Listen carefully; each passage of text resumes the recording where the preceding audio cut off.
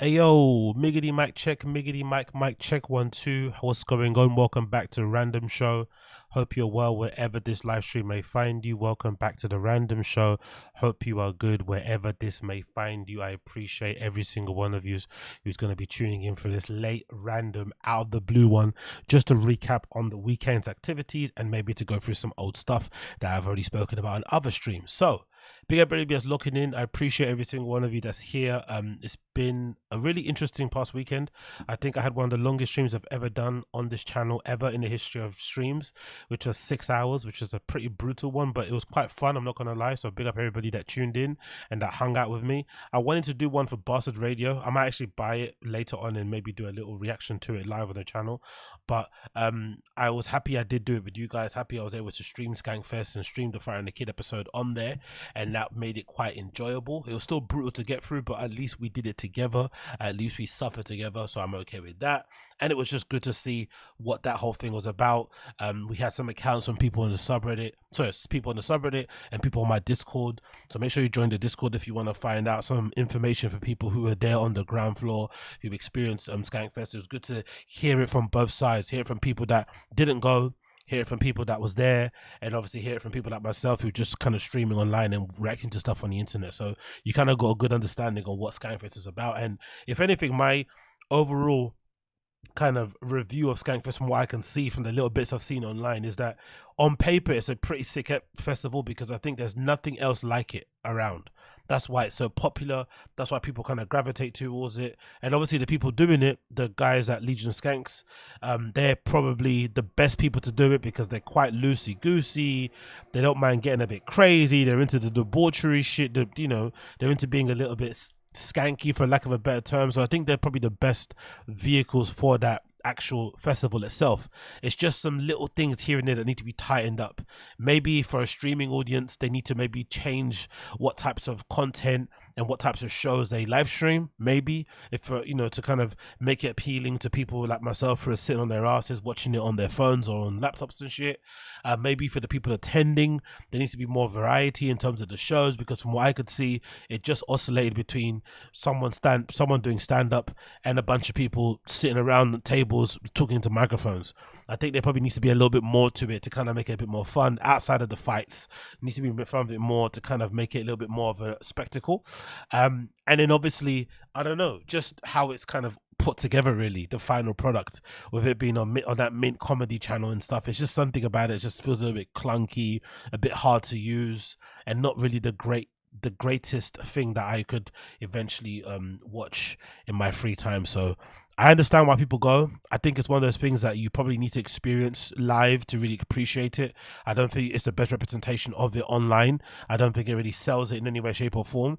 And if I was just watching it online, I probably would never go. Like, if it's just the online content I consume, I probably would never go. But having seen some behind the scene pictures and some pictures there with people and stuff, it clearly looks like a good vibe. If you're a fan of comedy podcasts, to be around other fans of pods, and to see the people that you like, because I think some of these events, they're really not about the quality of the event. It's just about seeing people that you like podcasters and comedians that you like, that you listen to weekly or that you follow on social media. It's quite nice to see them, you know, it's quite nice to see them out there in public doing what they're doing. So big up everybody that went, big up everybody that tuned in for the live streams and stuff. I appreciate all of you. Also, it was absolutely incredible.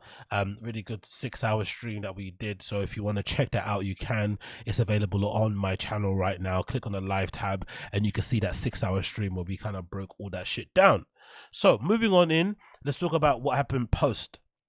Since it happened, a few kind of cringy and unfortunate things have happened. One of the most cringiest, lamest, and unfortunate thing to happen in the entire thing has been this picture that features Annie Lederman and Brendan Shaw behind the scenes. And the caption is, "Squash Fest 2023, baby. Hashtag SKANKFEST ruled." And most of you who've been clocking into my channel, clocking into my live streams and shit, will know the history between Annie Lederman and Brendan. Essentially, Annie Lederman was kind of the first person to push the dominoes against Brendan, that kind of maybe exposed how much of a douchebag he is to other people outside of the T-Fat-K subreddit and people that consume quote-unquote Brendan hate content, right? And if anything, she was quite brave in saying the thing that she said in terms of Brendan allegedly offering her a truck walk, which is essentially Brendan saying, hey, why don't you quickly jump in my truck and suck my dick in the front seat? She, of course, naturally turned down that such request, maybe because he didn't say please, but she turned it down and kind of took offense, I would imagine, at the fact that a guy would ask her that something like that. I'd imagine if you're a woman in comedy, it's bad enough that men would come up to you and say something like that. It's worse when it's somebody that's meant to be a peer or a pair, as Brendan would say. And it kind of feels a bit shitty, right? To know somebody that's a colleague would look at you in that way and would would kind of, offer you, would proposition you sexually in that way, allegedly. It will kind of obviously hurt your feelings and make you feel a little bit shitty. So you obviously was in her right to share the story. She didn't really divulge any more detail. She didn't even name him. But if you were smart and you could put two and two together, you can maybe deduce that it was Brendan. And that was what led to everything kind of going down the pan, I guess, for Brendan, kind of going a bit fucked up and shit. That also led to the whole Kalila reveal, where she kind of revealed that he may have texted her one Christmas time to hook up while he was with his family and while she was dating a quote-unquote good friend of his, Bobby Lee, at the time. So clearly two things that you could easily say fans could look at him and point and say, look, these are the reasons why I don't like the guy. And obviously things that you would assume would not paint him out in the best light. But the reaction to it was quite interesting when it happened, because immediately what you saw wasn't a lot of people banding around Annie Lederman and sort of like giving her, a supportive hug or putting their arm around her and stuff and whatever it may be. It seemed like a lot of the comedians had a lot more of an issue with her exposing or revealing that Brendan allegedly said what he allegedly said than the actual act itself, which was a really interesting reveal to people like myself who kind of keep an, tism eye and all this sort of thing, is that it kind of revealed in part that these comedians most likely have an unwritten rule between each other that you're not really allowed to speak about the things that people get up to in the comedy clubs or in the comedy scene, whatever that is called, on podcasts. You're kind of meant to keep that behind closed doors. You're not meant to say, oh, I saw this person with that person. I saw this person doing this. I saw this person going to the toilet. You're meant to kind of keep that, close to yourself and obviously keep it private. And the fact that she revealed something like that, I feel annoyed and maybe pissed off a lot of comedians, because they probably thought, oh, I do some fucked up shit in clubs too. What's she going to say about me if I end up crossing her paths? Which is really the wrong way to kind of look about those type of things. But, comedians, one thing they're always going to do is they're always going to make sure that they, switch on the switch of self-preservation at all times. So that was kind of upsetting to see, but also not surprising, but also may explain this picture that's in front of you right now, because it seems like Annie Lederman's career hasn't been the same ever since.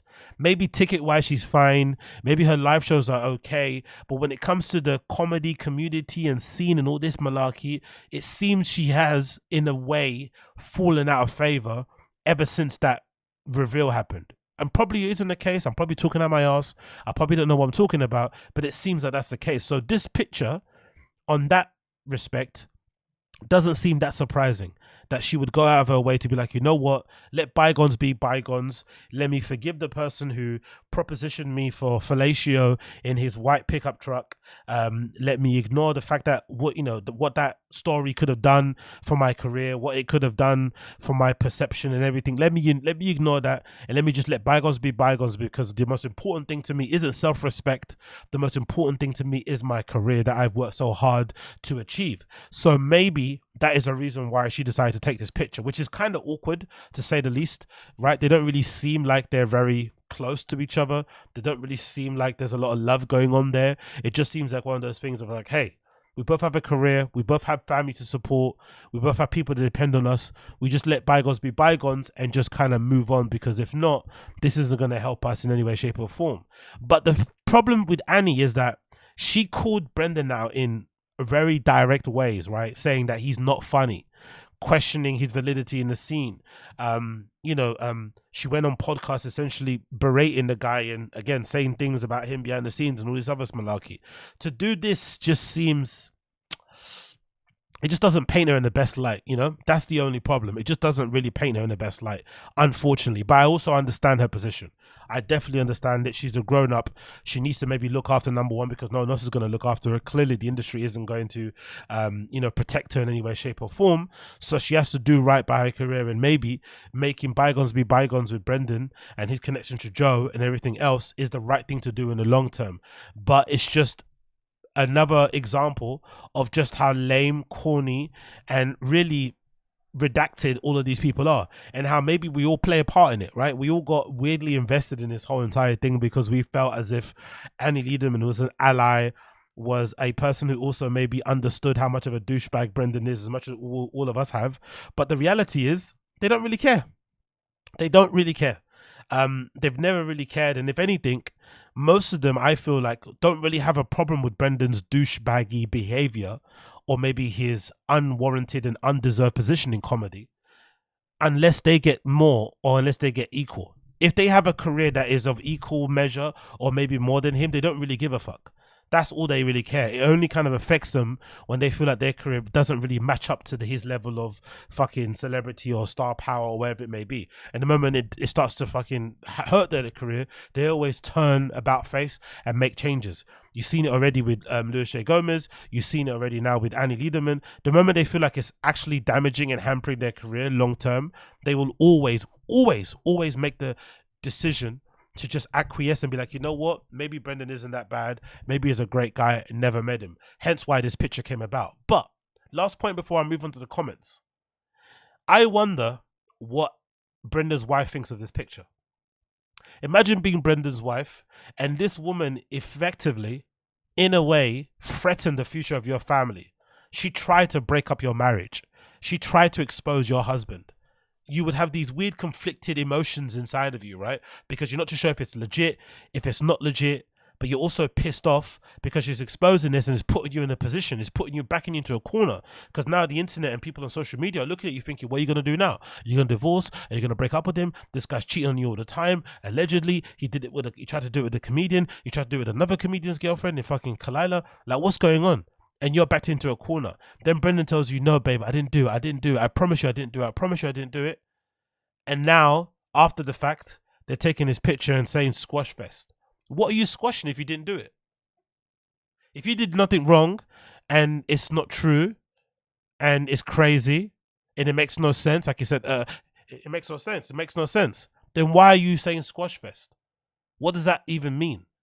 That's the crazy thing about it. Like, spare a thought for Brendan Schaub's wife in this whole debacle that's going on. Absolutely heinous, shameless, ridiculous, redacted nonsense from all of these guys involved. But again, it's all a big game. They all just want to, they all just play the self-preservation game. They all don't really have a position on anything, really.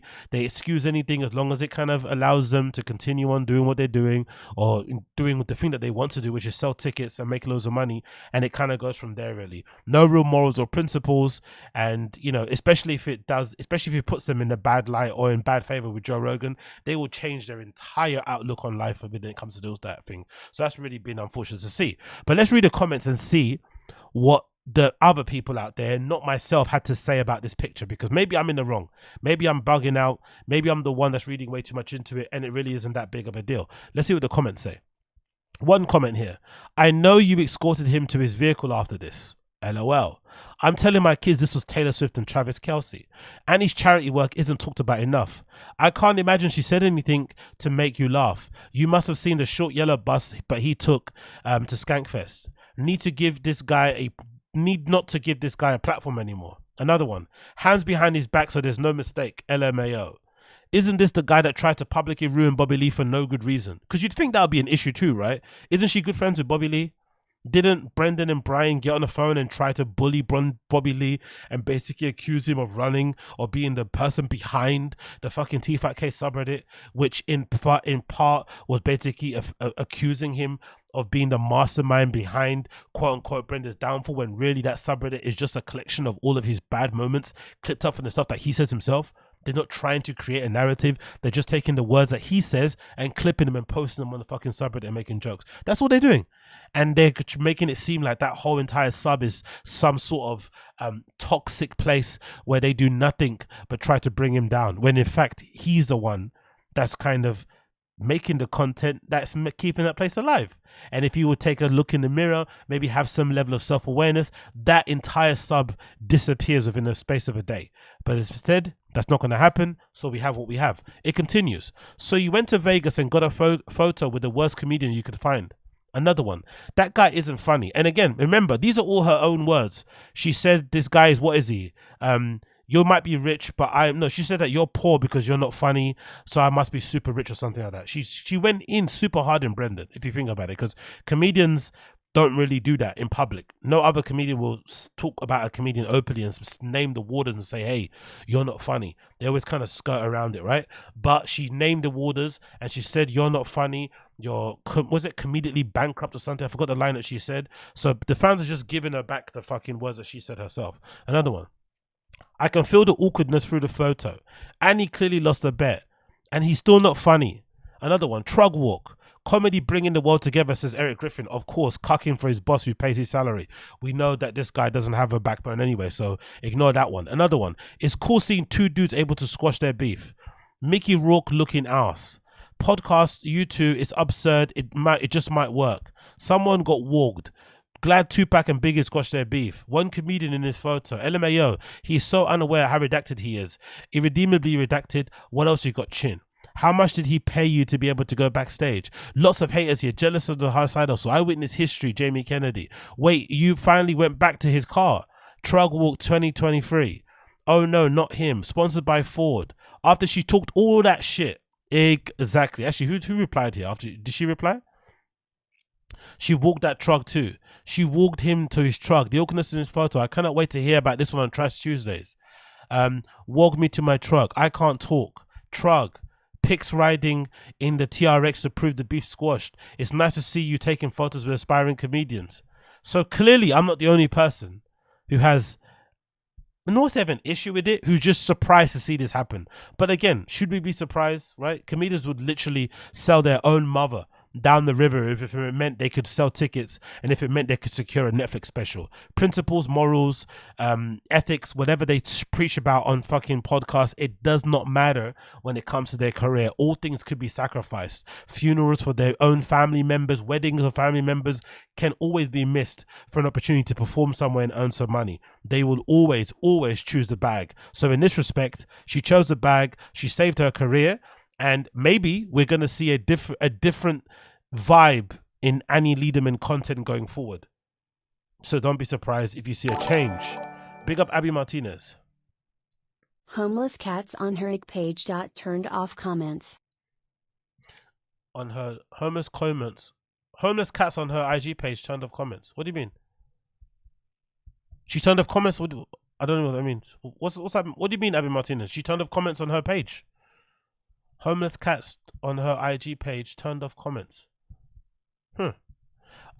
Anyway, in short, let me know what you mean about Abby Martinez in the chat, and I'll repeat that. But in short, she chose her career. It's probably going to help. Also, don't be surprised if you see her getting different guests now on her pods. Things might change for the better going forward, clearly. And yeah, man, it kind of is what it is, all right? It kind of is what it is. Nothing really matters with these guys as long as the bag is secured and shit, and it is what it is. I don't know what she's laughing about because she said he wasn't funny. So it is what it is. Oh, Schaub's wife. Ah, okay. Thank you for the super chat, brother. I'm surprised it took her this long, to be fair. I'm not gonna lie. I think some of you guys out there who comment on Brendan's wife Instagram account, you need to take a long, hard look at yourself. It's a bit redacted and a little bit losery to do that. Personally, I'm not a fan, and I'm surprised that she hasn't turned them off sooner because guys were going in on her in the comments. So I'm I don't blame her, to be fair. She might be a bit redacted herself, but I don't think she should be blamed for marrying or being with Brendan and having a family with him. It kind of just is what it is, isn't it? You kind of have to live with the family that you have to live with. I think all the ire and the fucking attention should be solely directed at Brendan alone and none of the other people around him and stuff. And yeah, I'm not surprised she turned off her comments. Honestly, not surprised she turned off her comments. It kind of is what it is. She's half naked. She's half naked. Who cares, man? I don't know. I don't really give a fuck. Don't get me wrong. Would I like that myself for my own wife? Probably not.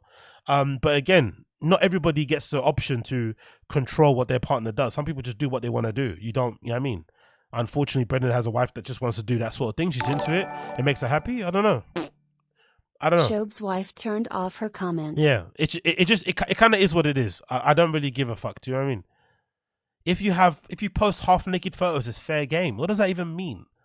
If a girl posts half naked photos of herself on social media, it means you're allowed to insult her. Is that what you're trying to say? Because they happen to be married to Brendan. That seems odd to me. That doesn't make any sense. Again, she's not the most redeemable. She's not the most fucking nice person to look at. She's not the most easy person to defend. I'm not saying she's not. She's not redacted in her own ways. Clearly she is, but just leave the woman alone, man. I don't know. It's not her fault she's married to Brendan. It's not her fault she's simple. It's not her fault she's a bit dim. Like, who cares? You know what I mean? There's plenty of airheads like her in the world. Just let her do her thing. You know what I mean? It really isn't that big of a deal. Bro, have you ever been on the internet? I know you. I don't get what you're saying. Like, I know I'm being a little bit reductive and a little bit simple, but how is that being a white knight? Anyway, look. It is what it is. I guess we're always going to have a different opinion in this regard. I just don't think my own honest opinion is this. I just don't think it's necessary to go after or to troll Brendan's wife. It's not her fault that she's married to Brendan. It is what it is. That's all I have to say about it. You can say what you want about me. I'm the simp. I'm the cuck. I'm the white knight. Cool. Whatever. No problem. But I just think Brendan gives us enough content. He's enough of a fucking redact, right? He's enough of a irredeemable person that all your attention should be solely placed on him and his other cohort of fucking conspirators and co-hosts. There's plenty of content to fucking mine from that. You don't need to go after the wife. I just don't think it's necessary. And she's just such an easy target because of how simple she is and shit. It's just not necessary. Like, I don't see why that is necessary when he gives us such valuable content every day. Like, just feeds us. You know what I mean? To no end. That's just my personal opinion. But maybe I'm not. How is she innocent? She posts half naked photos and married to Brendan. Okay, cool, man. I'll leave it there. We disagree. So, next post here. Next post to make is the review courtesy of Brendan himself. He posted a Twitter post here, kind of soppy and shit, thanking them for being basically kind to him and having the kid gloves on him, which is an interesting way to kind of look at things. But let's read it anyway. Brendan on his Twitter. I was on the fence about coming to SKANKFEST and honestly terrified for a variety of reasons. What a weekend. #SkankFest Vegas was the best comedy festival I've ever been part of. The fans were amazing. If the boys will have me, I'll always do SkankFest. For those of you that come up and gave me your love, thank you. Means the world. Luis J. Gomez, what you and Legion of Skanks have built is second to none. Thanks for everything. Love you guys. Till next year. And he posted a cool picture of himself doing the whole lean back laughing, Rogan laughing that he now does, sitting alongside the SKANKFEST guys, and on the far left there is the resident cuck in resident, which is Brian Callen. Now, the funny thing about that caption and the funny thing about that post and the funny thing about the video that I'm about to play of Brendan basically reviewing the SKANKFEST in general is that what this review kind of tells you is just how utterly, I'm going to say somewhat pathetic Brendan is in a way, you know? He's obviously someone that's really easy to not like, but he is also incredibly pathetic in that he was terrified. This guy is an alleged former top 10 UFC heavyweight, right? 6'2" something, 6'3", 6'4", 250 pounds. And he was legitimately terrified of random people on the internet and the SKANKFEST audience because some of them maybe don't think he's funny and shit. He thinks people not liking your comedy or people thinking that you're a douchebag or not liking the way that you conduct yourself on the internet, that equals them wanting to beat you up. And again, a former trained martial artist who competed at the highest levels was afraid of fans calling him out and maybe laughing at his comedy, to the point where he was worried about going to SKANKFEST and at the last minute was probably considering whether or not he should go or not. That says more about him than anything. That he would equate people like myself and maybe people on Reddits and stuff, calling out his behavior, calling out how awful he sounds in some of the stories that he shares, or calling out some of his conspirators and his co-hosts and his friends in the comedy scene. He would see that as a threat of violence. That says everything about the guy. And then the clip itself here further solidifies it, taken from the recent episode of the SCHAUB'S show, where he kind of reviews what happened at SKANKFEST and kind of gives his opinion on it. Let me play it for you now. We are live once again. I am fresh off the plane from Las Vegas, Nevada, where your boy was at SKANKFEST. I'm sure we'll break it down more on Fire and the Kid, but it was a phenomenal time. If you look at my Instagram posts, I had reservations about going. You don't have to go to it, Jen. Okay. That confused me. It was just a great time. I was definitely hesitant about going, and boy, am I glad that I didn't puss out and that I went. So I guess the reservations everybody had, or the doubts people had about him not going, were warranted, because even though you could give him a lot of credit for going, clearly him saying what he's saying now is proof that he was worried about going. He was having second thoughts. He was doubting about going, which is insane to me, because I said from the beginning that he should have went. He always should have went. There should have been no option for him not to go, because it could have been such an easy win for him. Because my main thinking behind it was, I don't think the Legion of Skanks Gas Digital fan base are that balls deep into Brendan the way we are.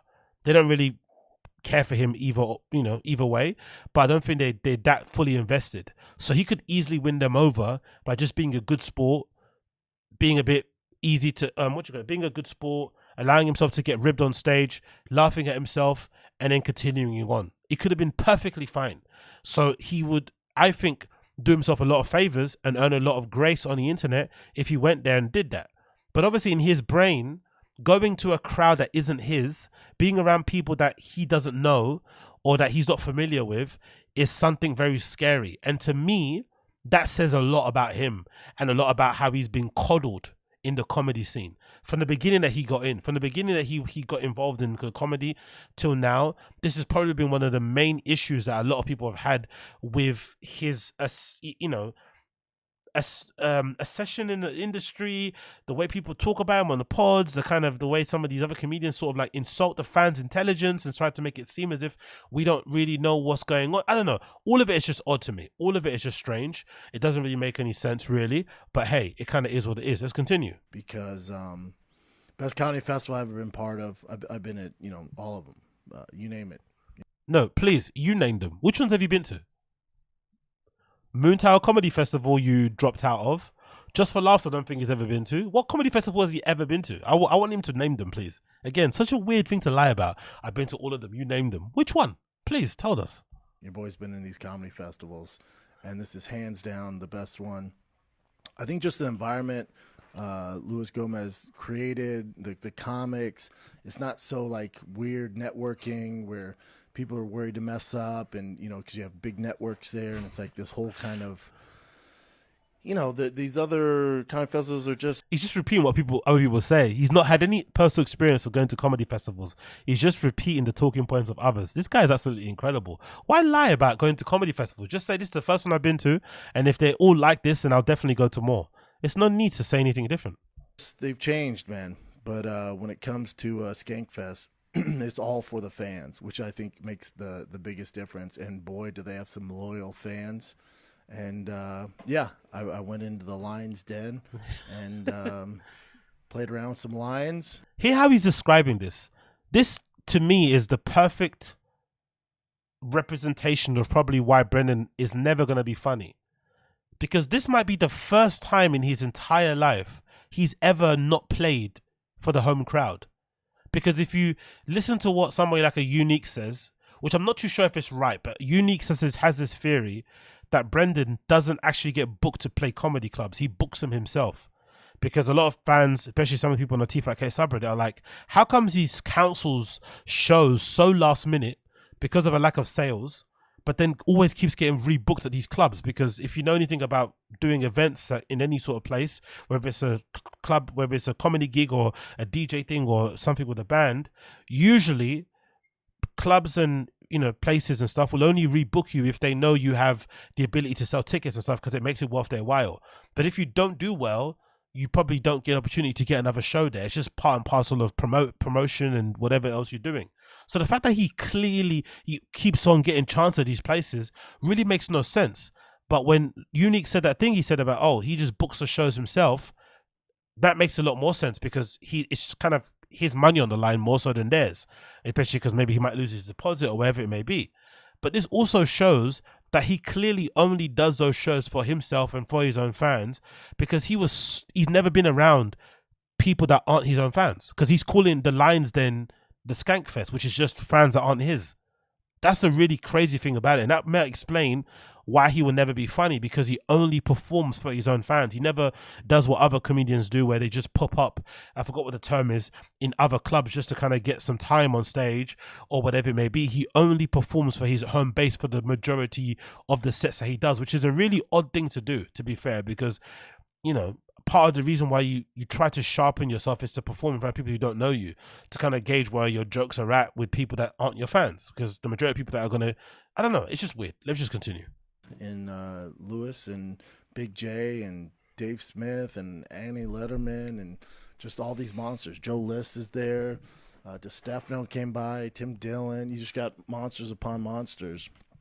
And I brought Big J Schaub with me, which didn't make too much sense because, he's the tour manager. So he sells the whiskey, sells merch. Well, we weren't doing that there. I literally brought him just in case I was attacked. Do you know how pathetic and sad that is?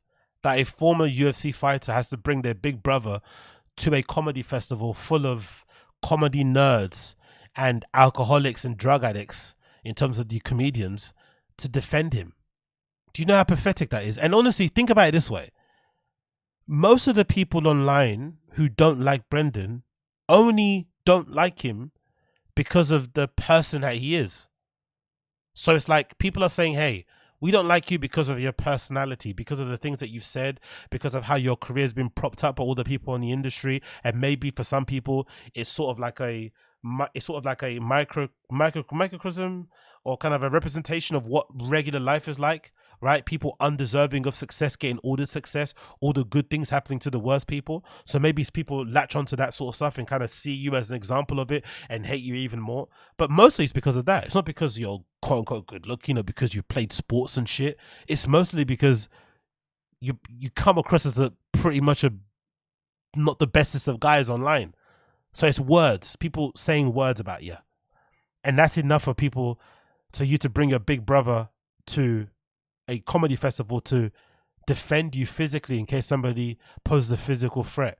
And you're a trained martial artist of the highest level, really. Wow. That's how nervous I was. And boy, we did not need. I'm glad Jay came because we have so much fun together on the road. But so Jay wasn't needed. Jay probably was bored out of his mind being surrounded by comedians talking about comedians' things because he's a regular civilian who doesn't probably give a fuck. And yeah, you wasted Jay's time. You brought him there to back you up, and then in the end, the most hostility you got was that awkward picture you took with Annie Lederman. Great guy, never met him. He wasn't needed. The fans were so dope, so cool. And, Gomez told me that. Dave Smith told me that. Big J told me that. But, they say that. I'm like, yeah, they're nice to you guys. People are mean to me. But shout out to the SKANKFEST fan base, man. It was unreal. It was unreal. I will always do SKANKFEST. Like I said on my Instagram always. post, I will never not do it. I'd always be an honor to be part of it. So, just glad I did it, man. And the live podcast that we shot with Legion of Skanks and Firing the Kid, we should have that file hopefully this week, I would assume. Anyway, you got the gist of what he's saying. In totality, I think it was obviously a net good thing that he went. It's good that he went. It's just really dumb that it took him this long to just hang around regular comedians, to put himself in a quote unquote lion's den, to be open to having people laugh at him and mock him for his done things or for the stupid things he may have said or done in the past. For it to have taken this long to finally have a bit of self-awareness, a bit of humility and shit is kind of wild, to be fair. For a grown-ass adult to only get to this point. And again, let's not go too far with this, right? Let's not, jump on the bandwagon and start sucking him off too hard. He's only here, he's only doing this because his career has gone the way it's gone. If he was still in Joe Rogan's good books, the way he was in the beginning, he wouldn't need to go on SKANKFEST. He's only going on SKANKFEST now because Joe's moved away. He's not he's fallen out of favor with certain people because maybe the Bobby Lee thing, the Kalila thing, the Annie thing, who knows? It's definitely changed for him. Maybe the association with Brian Callen and Chris D'Elia hasn't helped him, but he's not in the same place he was before with his peers, right? So this is the only reason why he went to SKANKFEST, because he's kind of down on his luck. And now that he's down on his luck, he's gone to SKANKFEST and he's realized, oh, these guys aren't as bad as I thought they were. Being around regular people isn't that bad. Being around other regular comedians isn't that bad either. Oh, I should do this more often. That's the really sad thing about it. Like, he's been coddled so long, that he only now finally realized that, hey, maybe being around some regular people, regular community people is the best thing to do. And think about this as well, right? Think about this too also. That being coddled by his community of people is the proper reason why partly his career has gone the way it's gone. Because oddly enough, everybody from the Fire and the Kids subreddit to people on channels to people in my fucking live stream and chat and stuff have been saying from the beginning, really and truly, it's not a crime to be a piece of shit. It's not a crime to be a douchebag. It's not a crime to be unfunny. The only crime really involved in it is the refusal to acknowledge those things as true. To refuse to acknowledge that maybe those are the reasons why people don't like you, and you have played a direct role, a direct part in getting to that position and just changing it. Because if he was a little bit, just even 5% more self-aware than he was today, maybe it wouldn't have gone as bad as it's gone for him in his career so far. He would have been perfectly fine. Because somehow, despite all of his fucking bad personality traits, he always seems to kind of figure it out anyway. Despite all of his mistakes in business and maybe his career and stuff, he always seems to kind of land on his feet anyway. So imagine if he was on top of that 5% more self-aware where he'd be. He'd be so much better in position, honestly. And it's taken him only till this far to get to a place where, you know what? Maybe hanging out with regular people isn't that bad. Maybe being around regular comedians isn't that bad. Maybe laughing at myself doesn't mean that, I'm inviting trolls and haters and people that want to wish harm to my family and to my house. Maybe it just is a bit of harmless ribbing, because guess what? I'm pretty easy to laugh at. I do a lot of dumb things. I say a lot of dumb things. I get it. That's all it would take.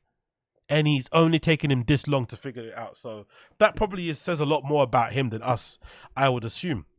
But again, you know what? What do I know? What do I bloody know? But then I thought I would play a review. Oh no, actually, let's actually go through this. So Luis J. Gomez has been getting some stick on social media from some people online because of the treatment that Brendan got at SKANKFEST, which I think is unfair. I honestly think it's unfair. This, in my personal opinion, right? What I think is unfair is this. Right? What I think is this. What's this? What people saying? What people saying in the chat? What's constructive? What's that? Daniel, these days, content creators can't handle constructive criticism or otherwise. It's engagement and clicks either way, so I don't understand why they turned away. Narrative control, maybe. Who's giving me constructive criticism? What's going on here? I don't know. Oh, are you talking about that Daniel guy? Okay, cool. Look, I think you mistake me for other people out there. I'm not somebody out here that's essentially, I don't give a fuck that as much as you think I do, to be honest. This is all fun and games, right? This is all fun and games, and it's not that big of a deal. But I also have mods in my chat, which I trust immensely in Koilo and Uche, to deal with the chat as they please. If I see stuff myself that I want to time out or that I want to exclude, then I will do so. But I trust Uche and Koilo immensely to do the right thing by the stream in general. But overall, if somebody says something on the stream that, you know, goes against what I have to say, then fair play. Say what you want to say. Like, you can honestly say the most if you want in my chat, to be honest. Like, it takes a lot for you to get timed out, or for you to get banned and stuff. These guys aren't that crazy with the trigger button. So I think people need to relax and stop making it seem as if like people are out here to silence voices. Not that serious. And also, I think I go out of my way to make this channel or to make these live streams as open as they can be to everybody. Depending on, doesn't matter what side of the fence you fall on, everybody's got a place here to kind of say what they say. And I've, you know, you guys on the chat rib me all the time for my terrible hot takes. I have some very, you know, questionable opinions on people in the scene, which some of you guys don't agree with, and that's completely okay. But that's the beauty of this channel and the beauty of this chat. Everybody has their own point of view, and we all kind of just meet ourselves in the middle because we all find this stuff hilarious and we laugh at it. The moment you start to get annoyed to the point where you start insulting people because of their opinions, and you start to feel a little bit personally attacked and shit, that's when maybe you need to take a step back. It's not that deep. It really isn't. Just because I don't think Brendan's wife it's necessary to troll her, that doesn't make me a bad person. That doesn't make you a bad person for thinking that you should troll her. I just disagree. I just don't think she's fair game. I know she's an easy target. I know she does a lot of redacted things herself, but I just don't think it's necessary. That's just my personal opinion. You can disagree. You're free to do what you want. You could go to troll as much as you want in her fucking chat, or as much as you want in her comments. I don't encourage it. If you want to, go and do it. But I'm not surprised she closed her comments, because some of you guys were doing way too much in the comments. Way too much. Like, that's all it is. And I'm you know, perfectly within my right to say, hey, I don't like that. But again, you're perfectly in right to tell me to fuck off, and then we can let it continue. It's just not that big of a deal, really. It's not that deep. I don't think you should get too emotionally invested into it. As that, you know, Annie Lederman picture proved, these guys don't care as much as you care, right? These guys clearly don't care as much as you care, so never get too emotionally invested in it. Because if they're okay with taking pictures with somebody that effectively try to ruin or threaten the future of their family and break up their marriage and shit, then why should you on a stream be emotionally invested into what I have to say about something that I'm also watching on the internet?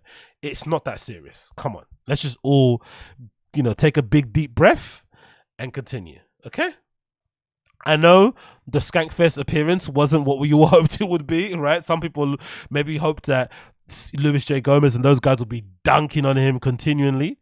But it's not that deep. Let's all relax, okay? Let's all relax. Let's all take a deep breath. It's okay. It's perfectly okay. You can disagree with me. I can disagree with you. But there's no need for the name calling. There's no need for the insults. There's no need for the attacks. Let's just all be friends. Okay? Cool. Let's continue. So, Luis J. Gomez is getting some stick from people on social media because they feel like he didn't attack Brendan as much as he should have. Now, I understand the frustration, but I think you have to look at it from another point of view. I understand if you're frustrated at Luis J. Gomez for not going at Brendan or not keeping the same energy with Brendan.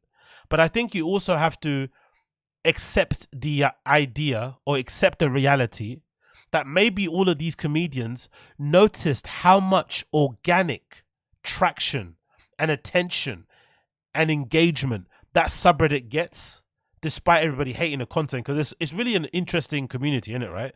I think the majority of people on the TFATK subreddit don't even watch The Fright and the Kid. I think the majority of them, even people in my live stream, you don't even watch the show. You wait for me to clip up stuff, or you wait for people on the subreddit to clip up shit and to mention it before you see it. You don't even watch it, right? So I think those comedians saw that, oh my God, all these people are on this subreddit, 100,000 plus of them, attacking this guy, but giving him loads of attention, making fun of him, cracking jokes, being incredibly funny on it, not paying attention to the sub or to the content, I'm going to try to co-opt them to kind of get attention back on me.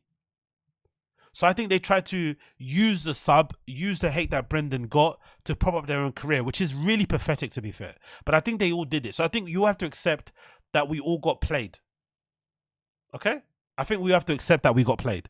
We got played. These comedians, they seemed like they were down. They got it. They understood why these guys are douchebags and shit. But really, no. They were using the sub, using the community, using whatever you want to call this thing, as lame as that sounds, to prop up their own career. They never really believed what they were actually saying. They were just saying it to kind of get themselves on the subreddit that maybe help them to get more views. That's it.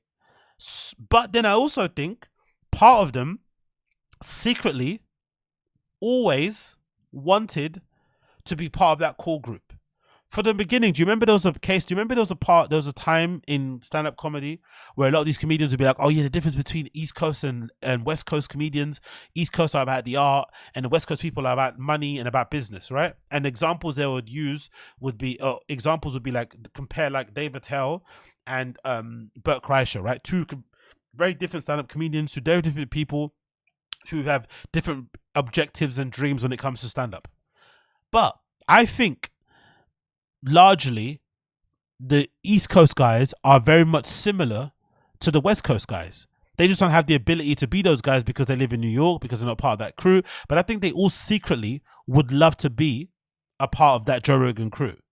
All of them. Secretly, they would love to be a part of it because they know that Joe Rogan, for lack of a better term, is a kingmaker. If he gets you on these podcasts, let's not be dumb, let's not be naive, let's not be ignorant. He clearly makes a difference. When you get on Joe Rogan's pod, it makes a difference. When you're on Joe Rogan's good graces, it makes a difference. It can legitimately change your life. So I understand some of these comedians' tendencies to not wade in on certain topics, to not try and call Brendan out, to not try and call Joe Rogan out, to just try and be as agreeable as possible because it could legitimately change their lives for the better. And if the majority of comedians, what they say about their careers are true, it's always a really long, hard slog in the beginning. You don't make a lot of money for a lot of time in the early times when you're doing stand-up comedy. It can be very disheartening to be going on the road, not selling out certain places, all this malarkey. So I understand why they kind of turn about face and they go a different way. I kind of get it. But it also explains why Louis J. Gomez did such a sudden change. Because it was no coincidence that he was going after, again, remember, Louis J. Gomez was probably one of the worst ones. He was attacking Brendan more than maybe the CEO, Brendan Campbell, the other kind of guy, right? They going after him super, super, super hard, right? He'd say these little insults. He'd like snipe at him and shit. Question how funny he was, blah, blah, blah, blah. Stays on a sub the whole time. So for him to get on that stage and pretend he doesn't know why Brendan is not liked was incredibly hilarious, right? That he'd act like he doesn't know. But I can't blame him because for the longest time, it was clear he wasn't in Rogan's good graces. Rogan didn't like him.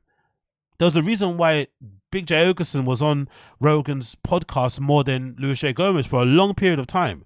He wouldn't get on there as a solo guest for a while.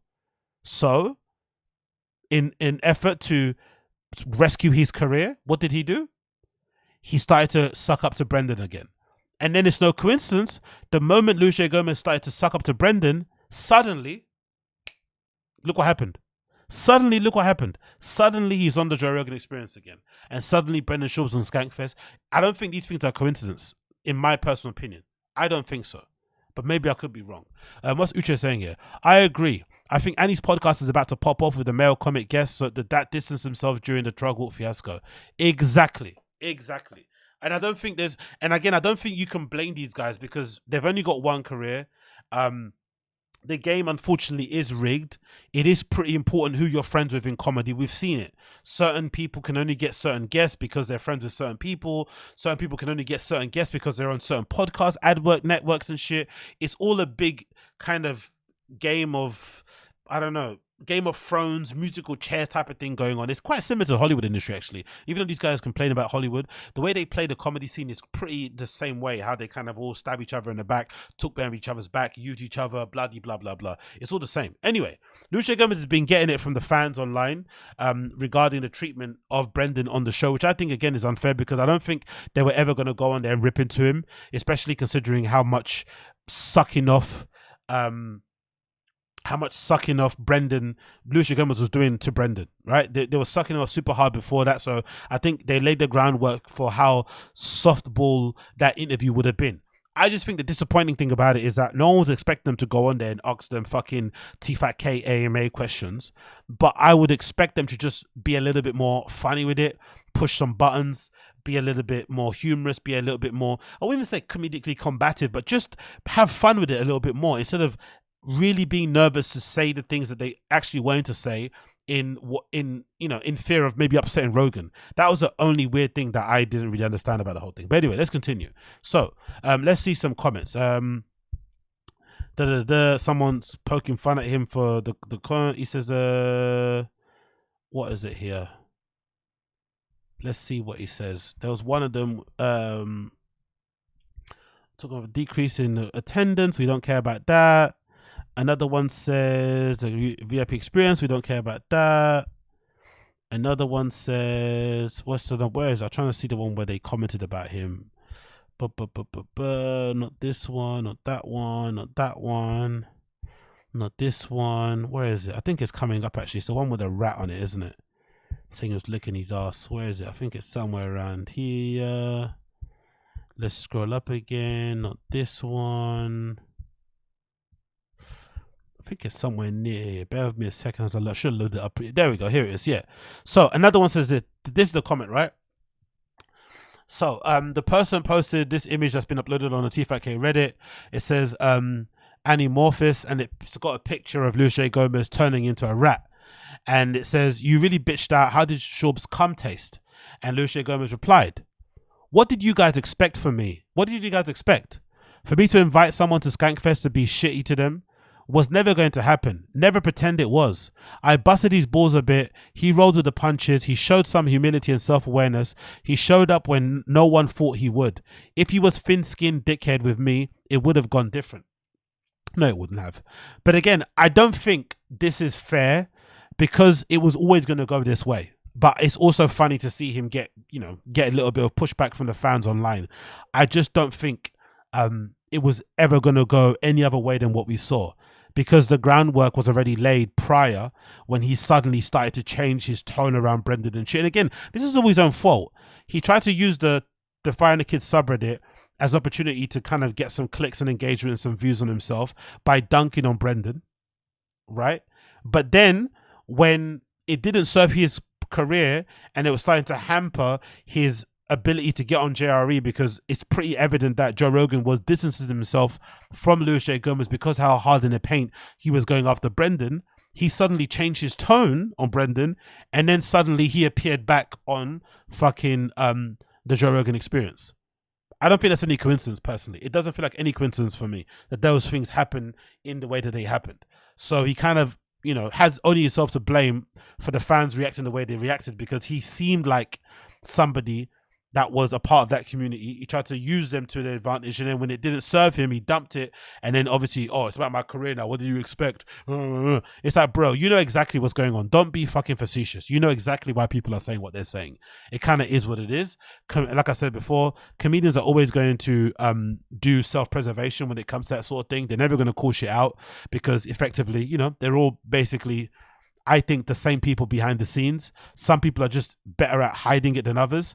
And I think, unfortunately for Brendan, he's just not that sophisticated enough, I think, or maybe deep enough to maybe have a different face in public than he is in private. I don't know. He's just not that guy. So maybe that's his only biggest crime, is that he's just not smart enough to kind of play the game better to kind of serve his best interests. So that maybe might explain why it is the way it is for him. Anyway, moving on.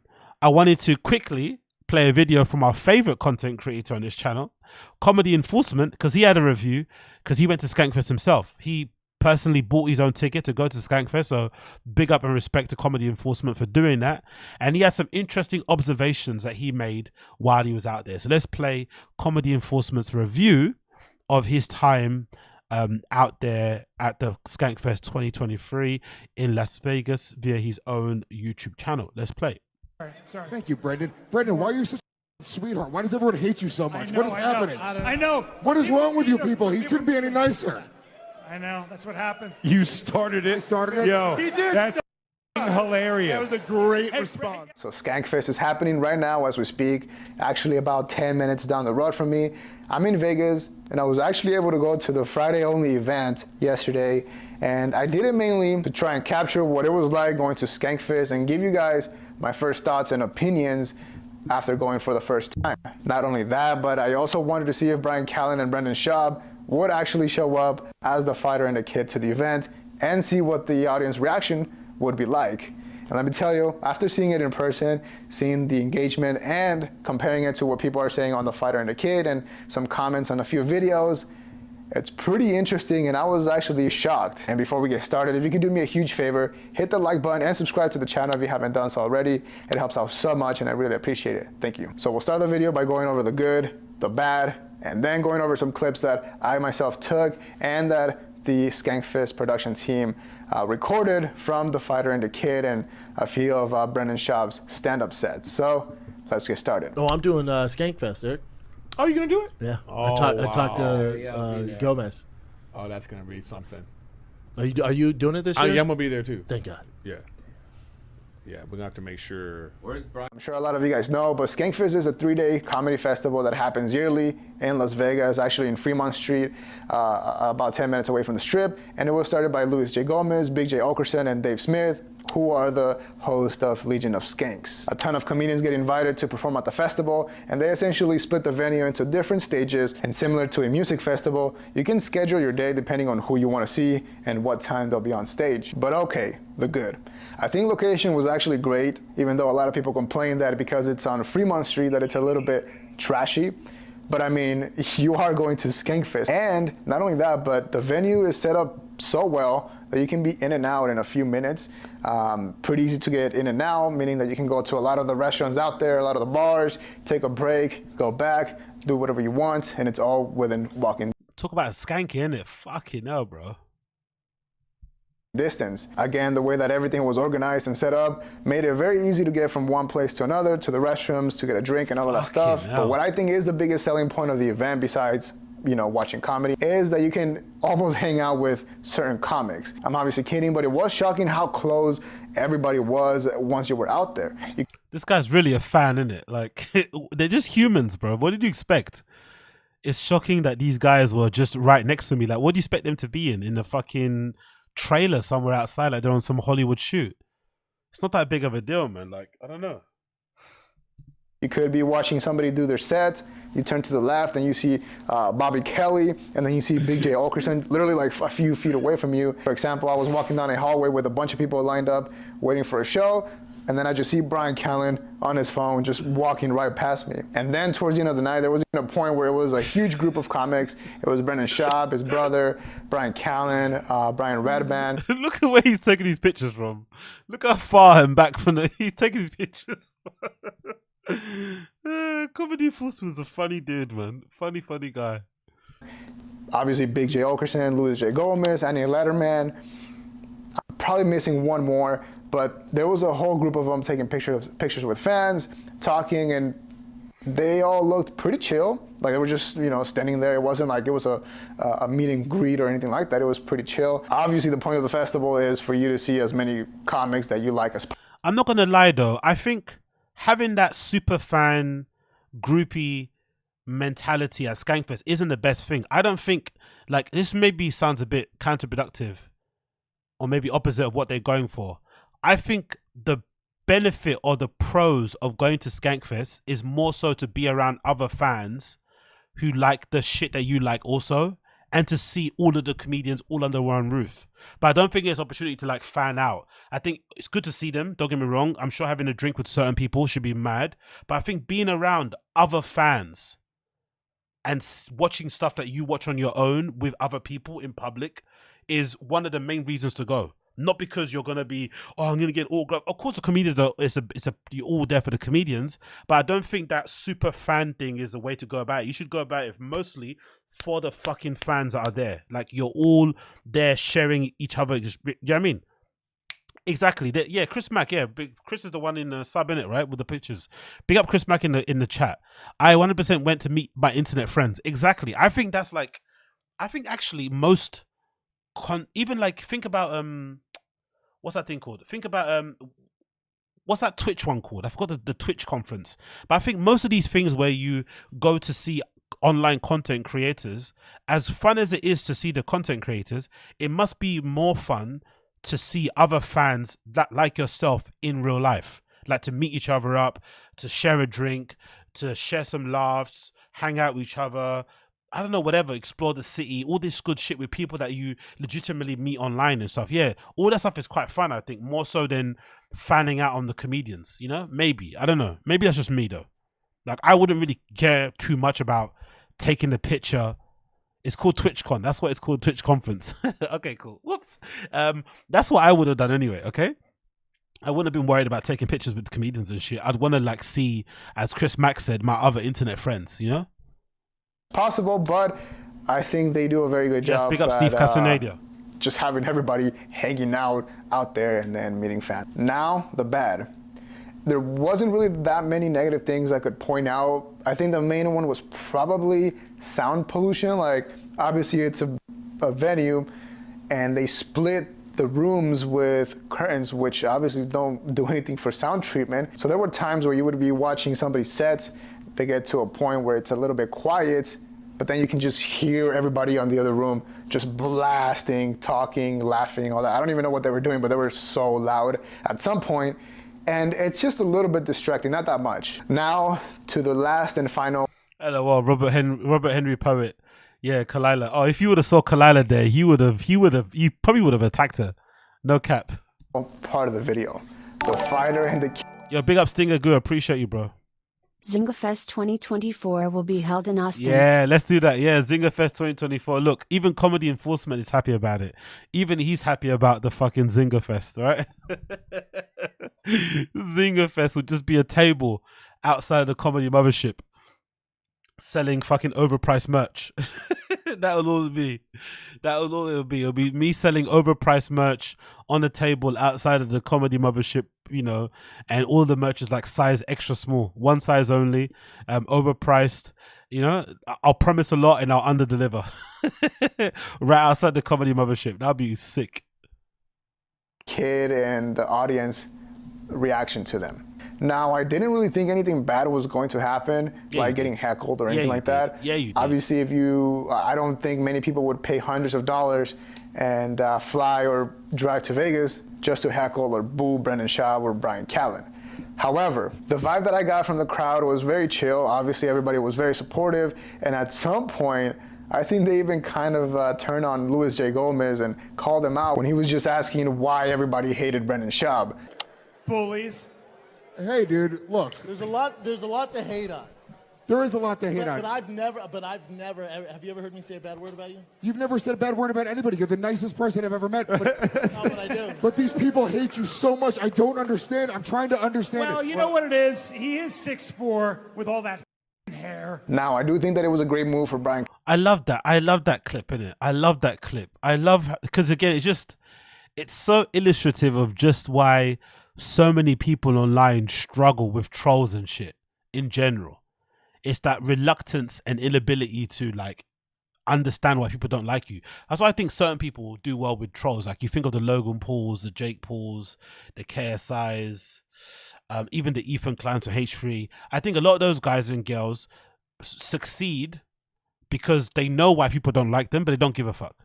But I don't think they're unaware of why people don't like them. I think these guys suffer because they legitimately do not understand why people don't like Brendan Schaub. That is the most insane thing ever because it's pretty evident, right? He says a lot of dumb shit. He's done a lot of dumb and horrible things that someone could easily not like him for. Just a mere fact alone of the cheating allegations. Somebody could say, hey, I'm very committed and loyal person. I don't like that sort of thing. maybe someone could just hear the Bobby Lee story or the Kalila thing and say, hey, that was like, you know, paramount to bullying. I don't like that. The story about him throwing the guy through the glass door in college, they could say, I don't like that. The calling the fans homeless cats or whatever because they you know, they don't have to make as much money as you, so they can't criticize you or if you're offering you trusted criticism. That could be enough for people to not like you. The constant lying could be enough to make people not like you. The treatment of fucking, you know, Malik, BGL, and many other people who've come before them could be enough reasons people not to like you. There's so many reasons, so many things to go down the list.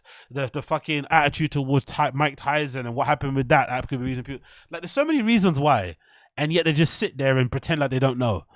Even just to propping up of his comedy career, people could easily say, you know what, I don't like that. But no, we have no idea why he's not liked, and it has to do with him being 6'4" and playing football. Okay. Callan and Brendan Schaub to go to SKANKFEST for the first time ever, even after receiving massive hate for the past year and a half. I think they handled it correctly, and if anything, the crowd kind of started to realize that Brendan Schaub was acting pretty humble, and he wasn't Brendan Schaub from The Fighter and the Kid, because a lot of the comments were pointing out that they thought Brendan Schaub appeared to be more humble. They did make a joke about the truck walk, which was interesting because Andy Lederman was obviously there. I mean, look, Schaub's not trying to walk into his truck, I'll tell you that much. What's that? Oh, is that And I do have a new truck. You have a new truck, dude. And she did take some shots at Chris D'Elia while she was doing her set, but nothing about Brendan Schaub. Again, I think that's fair because there's not much you can do. It would be pointless and not productive to invite Brendan Schaub and Brian Callen over just to have the crowd boo at them or do anything like that. Once again, this was the first time that Brian Callen and Brendan Schaub had gone to SKANKFEST, and you can't deny that the timing is very interesting because exactly a year ago at SKANKFEST, Brendan Schaub was essentially the punching bag for Tim Dillon, Luis J. Gomez, and everybody that just wanted to get their jokes out. But now seeing Brendan Schaub going on stage at SKANKFEST and taking some punches on the chin, it was pretty cool. I don't know if anything will change. We'll see what they say on The Fighter and the Kid, what their thoughts are, and it'll be interesting. But in summary, I think the event is pretty cool. I like what they have going on. I know it's not the easiest thing to do to put up an event that big because once you see it, it's a lot of moving pieces. Not only that, but it's also a great way to consume comedy, I think, because there were a lot of very funny people that I didn't know about, and I'm glad that I was able to see them. I saw, Ari Shaffir, Annie Lederman, Big J. Okerson, Bobby Kelly, and a lot more that I'm probably forgetting about. And it's also cool that you can connect with people that also like comedy. For example, I met Chris DeStefano's producer, great guy. I'm not sure if he was there working or just taking some videos, but yeah, you can definitely meet a lot of cool people. Now, I do hope that the videos that I took are pretty decent because I was there on a solo mission last minute, and I tried to take as much as I could. And hopefully it comes out well. And also, if you guys like this type of content where I go out to events, document, and try to create a little bit of a different style of videos, drop a like, leave a like and a comment below. That way I'll know for sure. I'm sure I'm missing some things. I'll probably add something once I get back to the office. But yeah, let me know what you think in the comments below. Leave a like and subscribe to support the channel. We're close to... Okay, he had a good time. He enjoyed himself, so no hate on there in that regards. I just think the expectation people had that he was going to get there and they were going to get dunked on was really dumb. I just feel like, if anything, them going on that show is more a reflection of where they are career-wise, because I don't think Brendan and Brian would ever be on SKANKFEST if the rape allegations never happened, if Brendan didn't inadvertently reveal that Joe Rogan may or may not have cheated on his wife, and the whole Bobby Lee thing and the Kalila thing and the fucking Chris D'Elia thing and his thing and the 300 pages, all that stuff never happened.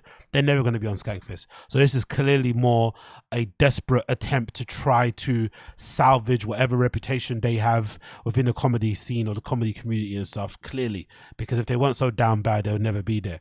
But still, I think SKANKFEST clearly is a good thing for most comedians to go to. I think it's decent that they kind of go to a place where they're going to get taken the piss out of a bit. They're going to be in an environment that isn't their own.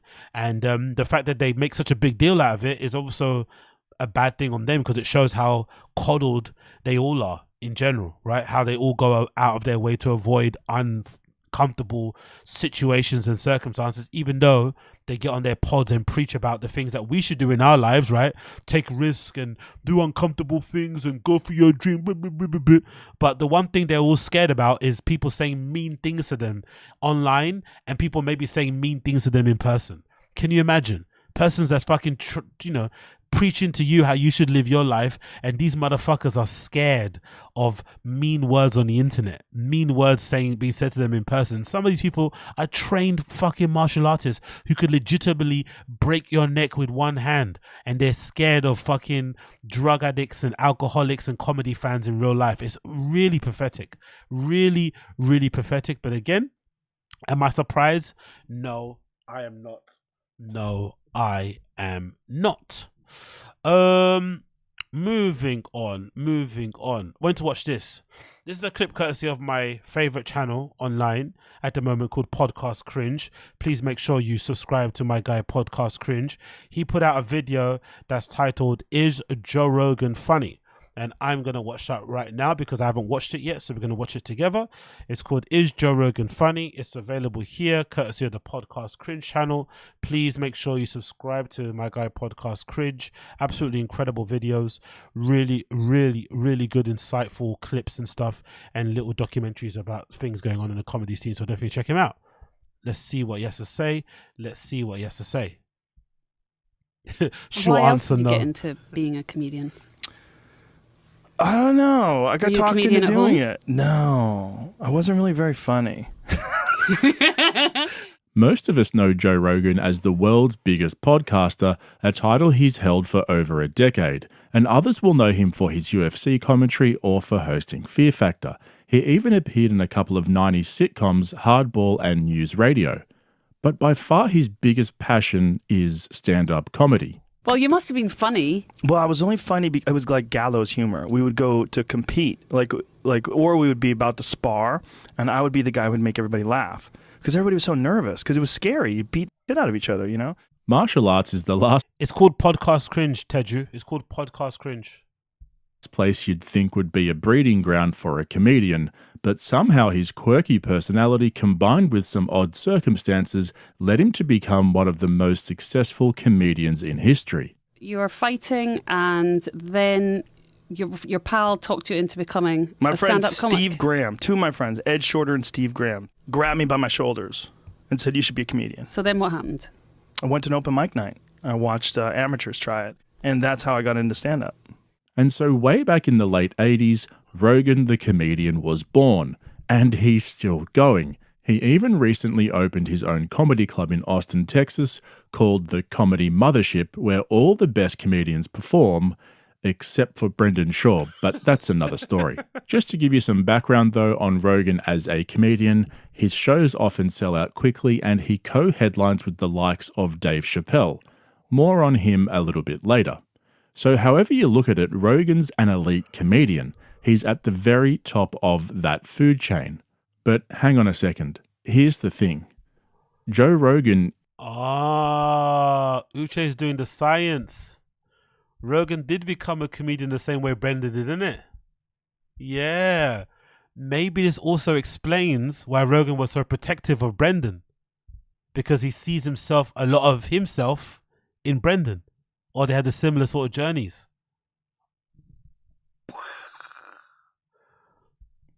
Isn't funny.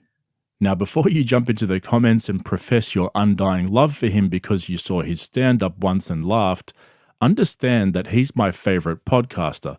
I'm a huge fan, and I actually think he's a genuinely funny guy. Confused? Let me explain.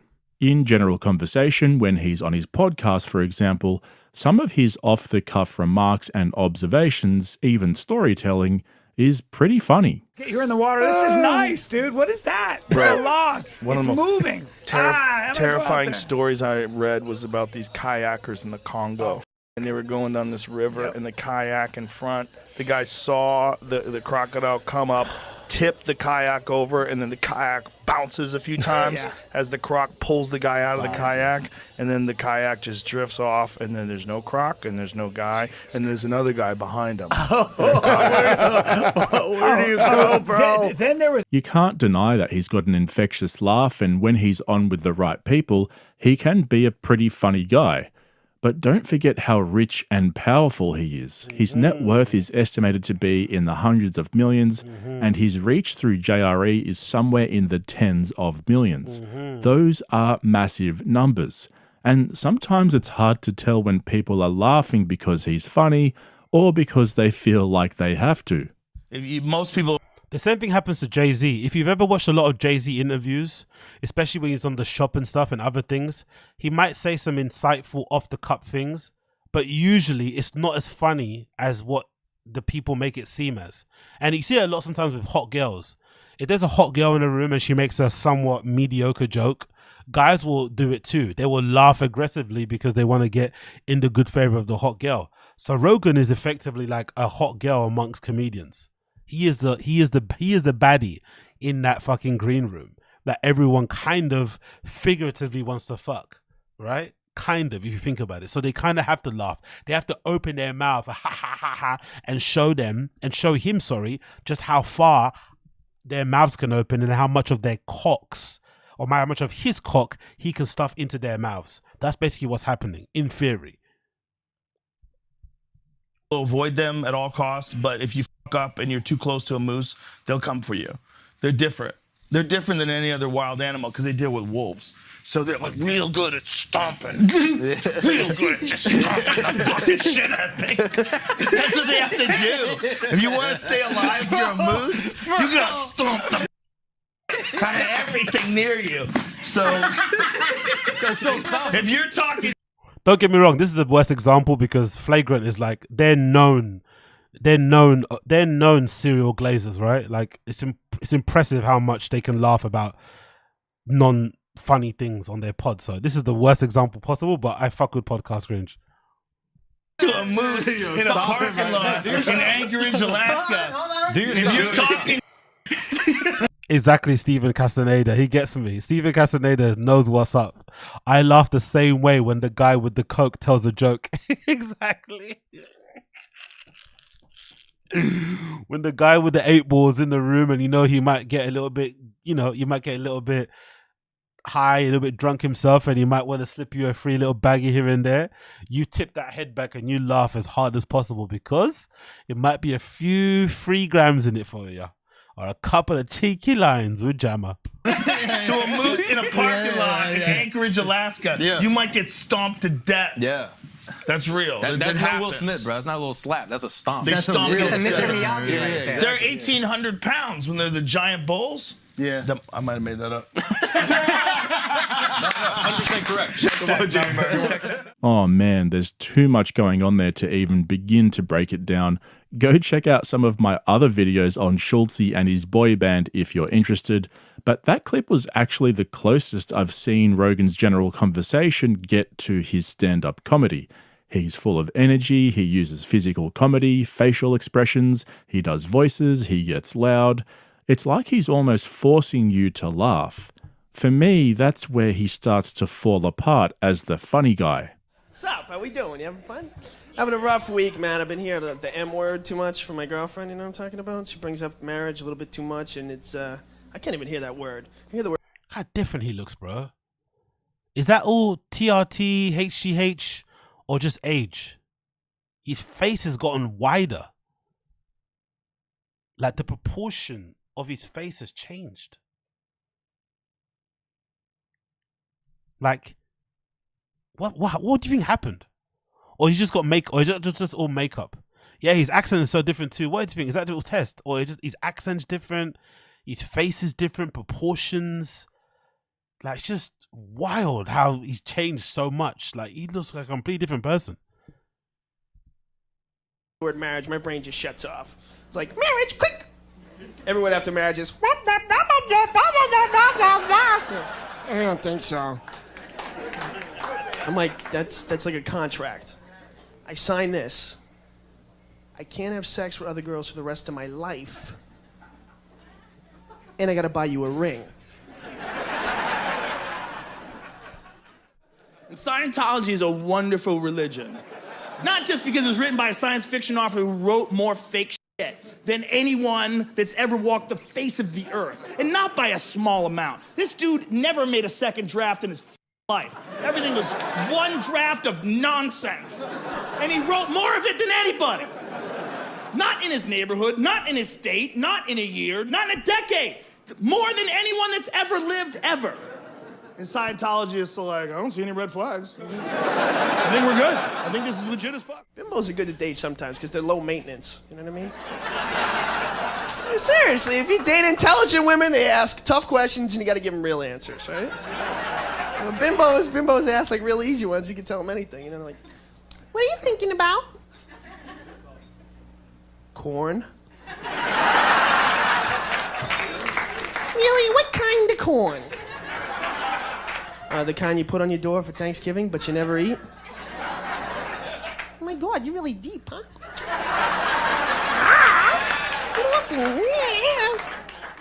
There's nothing wrong with joining a cult. I think you gotta just join a nice, friendly one. Like, the Mormons are a good cult. Here's why. They don't get mad at anybody. Like, they never kill anybody. Like, here's a perfect example. Matt Stone and Trey Parker, the guys who created South Park, they made a hilarious musical called The Book of Mormon. It's fantastic. If you haven't seen it, it's so fucking hilarious. But it's also brutal about the Mormons. You know what the Mormons did? They went to see it, and they took out a full-page ad in the playbill that said, if you enjoy this musical and you want to find out more about being a Mormon, please visit our website. They just took it right on the chin like champs. They didn't get mad. They didn't get defensive. They didn't kill anybody. That's a good cult.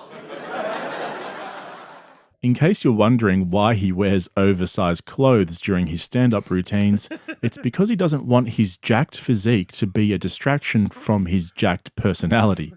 So then, while I was putting this video together, I didn't plan on going much further than this. I thought I'd show you guys a couple of examples of Rogan being funny on his podcasts, then we'd look at some of his stand-up, and that would be the end of it. He's a fun... Ring the bell when I'm supposed to laugh. I work with guys who you know what? You know what, right? Say what you want to say about Rogan, but this is the one thing that I'm surprised Brendan doesn't take from him. Because in my opinion, I feel like most stand-up comedians should see Joe Rogan's success as a template more so than Dave Chappelle. Dave Chappelle started doing stand-up when he was like 17 or 16 or something stupid like that, right? He's always been a savant. He's always been a fucking a prodigy, as fucking Brendan would say, right? He's always been somebody that clearly people saw from when he was a child that he was going to be destined to be a really funny stand-up comedian. It's sort of like, it's basically a gift he's been given. Cool. But I think Rogan is the better example to follow because he was never funny. He kind of built and kind of worked hard and constructed himself into being the person that we see now on stage through just hard work and just doggedness and determination. And obviously along the way, he also built up a very successful podcast that kind of propped up and allowed him to kind of, you know, get maybe better gigs than maybe his talent would deserve or whatever it may be. But I think Rogan is a better example and inspiration for comedians than a Dave Chappelle should be, or even a Bill Burr, because he legitimately had to make himself funny. So I'm surprised that Brendan never took that as a example and as a template and basically tried to construct his career the same way that Rogan did it, like use him as his North Star. But he never did it because he never really copies what Rogan's done in terms of comedy. Maybe podcasting, when it comes to comedy, he's done his own thing. He took the special super early, didn't do open mics, didn't get past that clubs, like all this. He did the complete opposite of what Rogan did when Rogan really should be his template. It's very, very interesting why he did that, to be fair. It's really odd. Funny guy in conversation, but his stand-up is forced and overridden with boring, unfunny observations. He's famous for his podcast, Fear Factor, and UFC commentary, so people buy tickets to his shows just to see him as a celebrity, and he headlines with some of the best comedians in the world. There you have it, case closed. But I wasn't quite satisfied with that. Some of you might be thinking, yeah, whatever, nothing new here, move on, and I'd probably agree with you. Then I thought, if Rogan's so bad at stand-up, who's good at stand-up and what makes them so good compared to Rogan? Dave Chappelle, Louis C.K. and Bill Burr are three of my favorite comedians, and I went down a bit of a rabbit hole trying to understand what makes them so good at what they do, and funnily enough, I found something that might just explain it. It's such a wild process. Yeah. The beginning to the end. When you write, do you sit in front of a computer, like specifically trying to come up with material? Never did it. Really? I never wrote jokes, ever. Do you write ideas? Or do you just write bullet points? I write it down like one word. Zoo lions. Yeah. And I avoid thinking about it. I don't want to work it out. I just write down zoo lions, and I know that it's in the ether. I know the general feeling. And I wait till I'm on stage that night, and I explain it to them. And the audience is there as a target. Yeah. I record every set, and I listen to them. And I do now, I work on paper, but it's kind of like research. I listen to the set, and I write notes. Okay, so Louis C.K. lets the jokes sort of come to him in a way. He doesn't sit down and write them out and workshop them on paper or on the computer. He'll make a note of a few words and work it out with an audience, and then afterwards, if it worked out, he'll get it down so he can remember it and add it to his routine.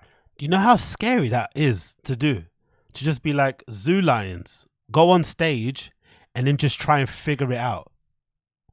And then record it, listen to what bits were funny, and then basically extrapolate from that. That must be so scary. And again, the complete opposite of what Brendan does. Big up to Austin Casey. Appreciate you, bro. I have no idea if there's any validity in this statement, but it seems to me like all the guys that are on TRT are all bald and have fat faces. Yeah, there's something about TRT. I guess the benefits of TRT is that what? You get jacked, isn't it, right? The benefits of TRT is that you get jacked or you put on muscle easily or whatever it may be. But am I right in saying the negatives far outweigh the positives? Surely, at some point. The negatives do outweigh the positives of TRT. Why not just work out a bunch like an older dude does, and then just however you know, Father Time treats your face and your body is how it treats you. Why would you put yourself in a place where your hair falls out and you end up having a much wider face? I just wouldn't want that, you know? And even Rogan has this like continual, like maybe it's some steaks and stuff, redness to your face. You just look like you're oozing with fucking oil.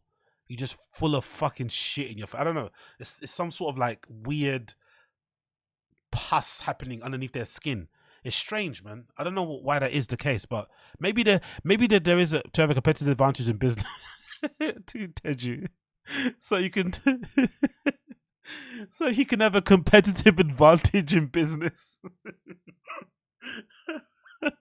Okay, brilliant. That's a good one. That's a good one. It's strange because when he breaks it down like that, it actually makes a lot of sense. So then what about Dave Chappelle? How does he come up with his stand-up material? Wow, that sounds like Dave Chappelle for sure. He's so effortless. He kind of rolls with an idea and sees where it goes, and if it sticks, he'll do what Louis C.K. does and get it down so he can add it to his routine, and the good stuff makes its way into a comedy special. Isn't it funny how two of my favorite comedians have a very similar creative process?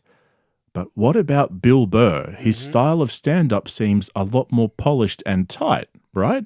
But you're always writing new stuff. You always have new material. I don't write. You don't write? I don't. I just do it on stage. It doesn't work for me. And I'm lazy. You're always coming up with new ideas, though, on stage and incorporating them in. And yeah, what's the process? You say it on I stage? riff. Okay. I riff. Okay, let me just say, I fully appreciate if some of you watching don't care about this and think it's just a lot of fluffy stuff, but for me, making this video, doing all this research and trying to understand their different creative processes, this was kind of mind-blowing for me. This was huge. I'd never stopped to consider how these guys come up with all their material and workshop it to get to the final product. And I'll tell you what, that sounds like pretty hard work. I mean, it almost sounds like torture. Imagine going up in front of an audience with an idea in your head, a few key words and a basic structure, and just seeing what you can come up with on the spot. That's impressive. So with all of that in mind, what about Rogan? How does he put everything together? He writes. So there's 3 stages. Okay. There's the Microsoft Word stage, which is basically just free form, free association, writing things down. There's no structure to it. Sometimes it comes out like a bit. Sometimes it's just nonsense that never goes anywhere. That you needed to get out anyway, so you could get to other stuff. Yeah, it's like just purging. Yeah, well, I don't know if you need it, but it's like there's a road that you get onto. And as you're on that road, all of a sudden you're like, oh, look, I found a bag of gold. What the writing does, it allows you to pick up these little bags of gold along the way. And then I take these little bags of gold and I pile them up, and then I throw them into the fortress. And the fortress is like Scrivener. So then I can move those bits around. And What so does Scrivener do? Like, what is it? How is it different than Microsoft Word? Well, the reason why it's different is because it's set up in columns, right? Mhm. So you see how, and it also has cork boards. See, Jamie's got it up on the big screen. So I could write down on these index cards, like, don't forget this, or this is important here, or this tagline is huge. Try switching this around. And it's just this constant. But are you already like this? Are you already this kind of an organized person? Have you always been this way, or did you get? No, this is, really? No, this is a discipline. Yeah, that's so interesting. Rogan's process is completely different to those other guys, and for me it goes a long way to explaining why he's so average when you compare them together. But it's not that simple. I think there's a little bit more to it than just that. Think about Jerry Seinfeld, for example. His process is very similar to Rogan's. He does a lot of writing, a lot of structuring, edits everything on paper, and then when it's polished, he'll take it to an audience. And you can't deny that Jerry's a successful comedian. I think when it comes to the general population, Jerry's probably more recognizable as a comedian than any of those other guys, purely because of his show Seinfeld, where he played himself a stand-up comedian. Now, I personally wouldn't put Jerry in the same league as Dave Chappelle, Louis C.K. or Bill Burr, but he's definitely a better comic than Rogan is. I mean, that's not hard, right? But the point is, you don't have to be a free spirit type of comedian to be a good one. But that's the thing, though. I don't think that's true. I think what he's getting at makes more sense in general. Of like, obviously the special comedians have a particular way that they approach their craft. You know, same with rappers and stuff. The ones that don't write are usually the ones that are at the top of the game. But I also think there is a beauty and there is a thing. There is something constructive in also approaching comedy in this really, detail-oriented, writing, methodical way. And it does help some people, like Jerry Seinfeld is a good example. I could say here easily, I think Jerry Seinfeld's a far better comedian than Joe Rogan. So, and they clearly have the same approach. Like he's obsessive about writing and about, really, kind of being detail-oriented with these fucking bits and shit.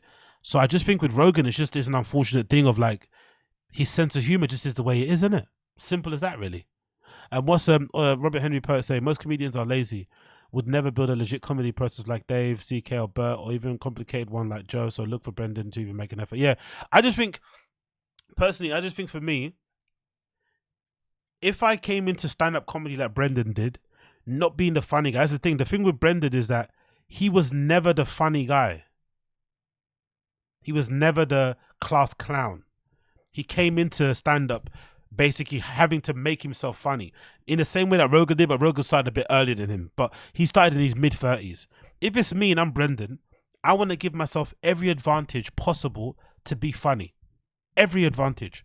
So what I would do is that I would hone my craft and I would write religiously because I'm not funny. I would just try to be a funny person by writing funny bits. Even if it means just throwing out jokes on Twitter or throwing out jokes on my captions, I'd want to just be a funny guy overall. I'm just going to keep testing and kind of sharpening my sense of humor so that when it comes to me getting on stage, I have a base to kind of go from. The problem with Brendan, I feel like he just went from that podcast humor to just going on stage. And then when he went on stage, he also didn't perform in front of an audience that wasn't his own. And then he also got kind of coddled and he also got kind of, protected by his friends and shit. So he never got, exposed to real environments. And then by the time he was put in a real environment, it was too late and he already had bad habits and he is where he is. So that's basically the issue. I think so. But maybe I'm wrong. You can engineer jokes and write them out, edit them, etc., and come up with good material. I think when it comes to those elite guys, they well and truly have the comedy brain, And that's something that Rogan talks about a lot on his podcast with some of his hack comedian buddies. Basically, they think their brain works in a different way compared to us pedestrians, and that allows them to be funnier than us and come up with groundbreakingly funny comedy. Except it's not. But having now seen how those guys at the top come up with their material, ironically, I agree with Rogan about the whole comedy brain thing. I just don't think he's describing himself. Here's Rogan talking about Dave Chappelle. That's right, he's got that comedy brain, or whatever you want to call it. Chappelle doesn't need to write it out and work on it for months and years. It's just natural to him. That's why when he performs, it feels like a natural conversation, not a performance. What was I saying here? Burr was, big up Talking Thrones in the chat. Burr was at his best before his marriage and kids. He was a lot angrier back then, and it made him funnier. Yeah, the thing with Burr, and again, I'm a big fan of his. I'm a big fan of his pod. Obviously, his solo pod has been one of my main inspirations for starting my pod, the XNOZinga Show, available now on all podcasting platforms, and obviously this show too. Which I just need to update the pod of this, isn't it? I haven't updated an audio version of this in ages, but I'll get that sorted out. Don't worry about that. But one of the things that I've liked about Bill Burr, and one of the things I noticed about Bill Burr's comedy has been this. It felt like to me, Burr always had this friction that existed in his comedy of him trying to come to grips with, is he a good guy? Is he a bad guy? And I think maybe Trump's presidency changed it for him, where he suddenly realized he doesn't want to be a douchebag. He realized he doesn't really enjoy getting a rise out of people. He has maybe very controversial or opinionated positions, but he doesn't see himself as a bad person. So when he eventually started his own family, he slowly started to kind of adopt more of a good guy point of view position. So I think that kind of tempered his aggression and his frustration and anger that he'd have in some of his comedy. I think so. So I think that's basically what kind of happened. That's the feeling I get. He kind of was like, okay, cool. I don't want to be a douchebag. I don't want people to look at me this way. I'm going to present myself in this way. And that kind of changed how he is. But I still think he's better than most of the people in the scene right now, even if he is a little bit more, a little bit more calmer than he was before in the past. That made him actually super funny before. But hey. Anyway, this was a cool video to make. I really enjoyed it. I'll try to make more of these style of mini documentary videos for you guys where I take a break from trashing celebrity podcasters and do a deep dive into something related like this. Yeah, big up comedy podcast cringe. I really enjoyed that. Again, I don't think it's fair to say that Rogan isn't funny because of his approach to comedy and how he constructs jokes. I just think different people have different approaches, but I also just think he just maybe isn't as funny as the other guys. Having a sense of humor and being funny should be seen as the same thing as like having a good athletic base. Some people just have it. Some people have to work for it and they always look a bit clunky when they play certain sports. Some people just have a good athletic base, and no matter if they're playing baseball, football, basketball, tennis, they're fucking swimming, they just look generally better than most people. And I think comedy works the same way. Unfortunately, it does. It just is what it is. So some of these guys will talk about the 10 years. It's like, some of you guys, it doesn't matter, which is why I think a lot of these guys went out of their way to double down on the podcast fame, because podcast fame and fame overall can sustain you far longer than is more achievable than trying to be funnier.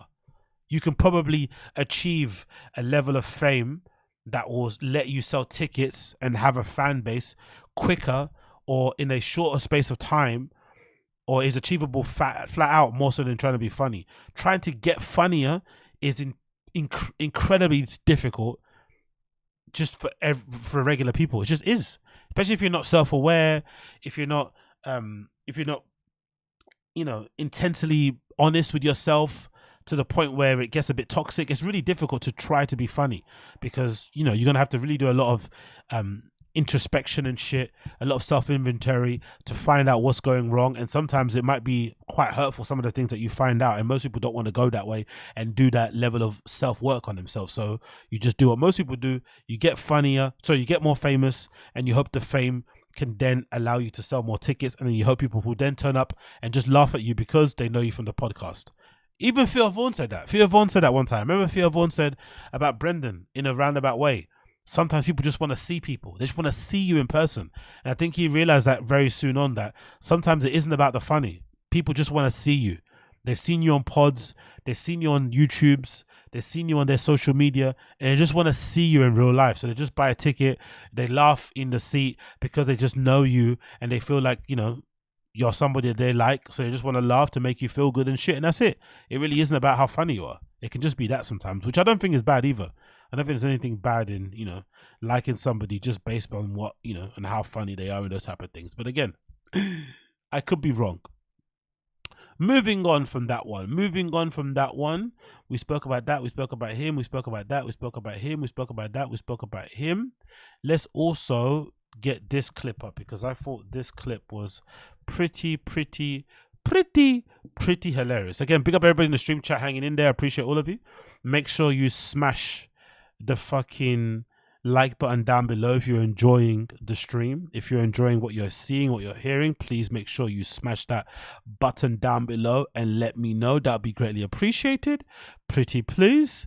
And we shall continue on. Let me see this clip I want to get for you. Bear with me 1 second. And we can continue on. Where is it?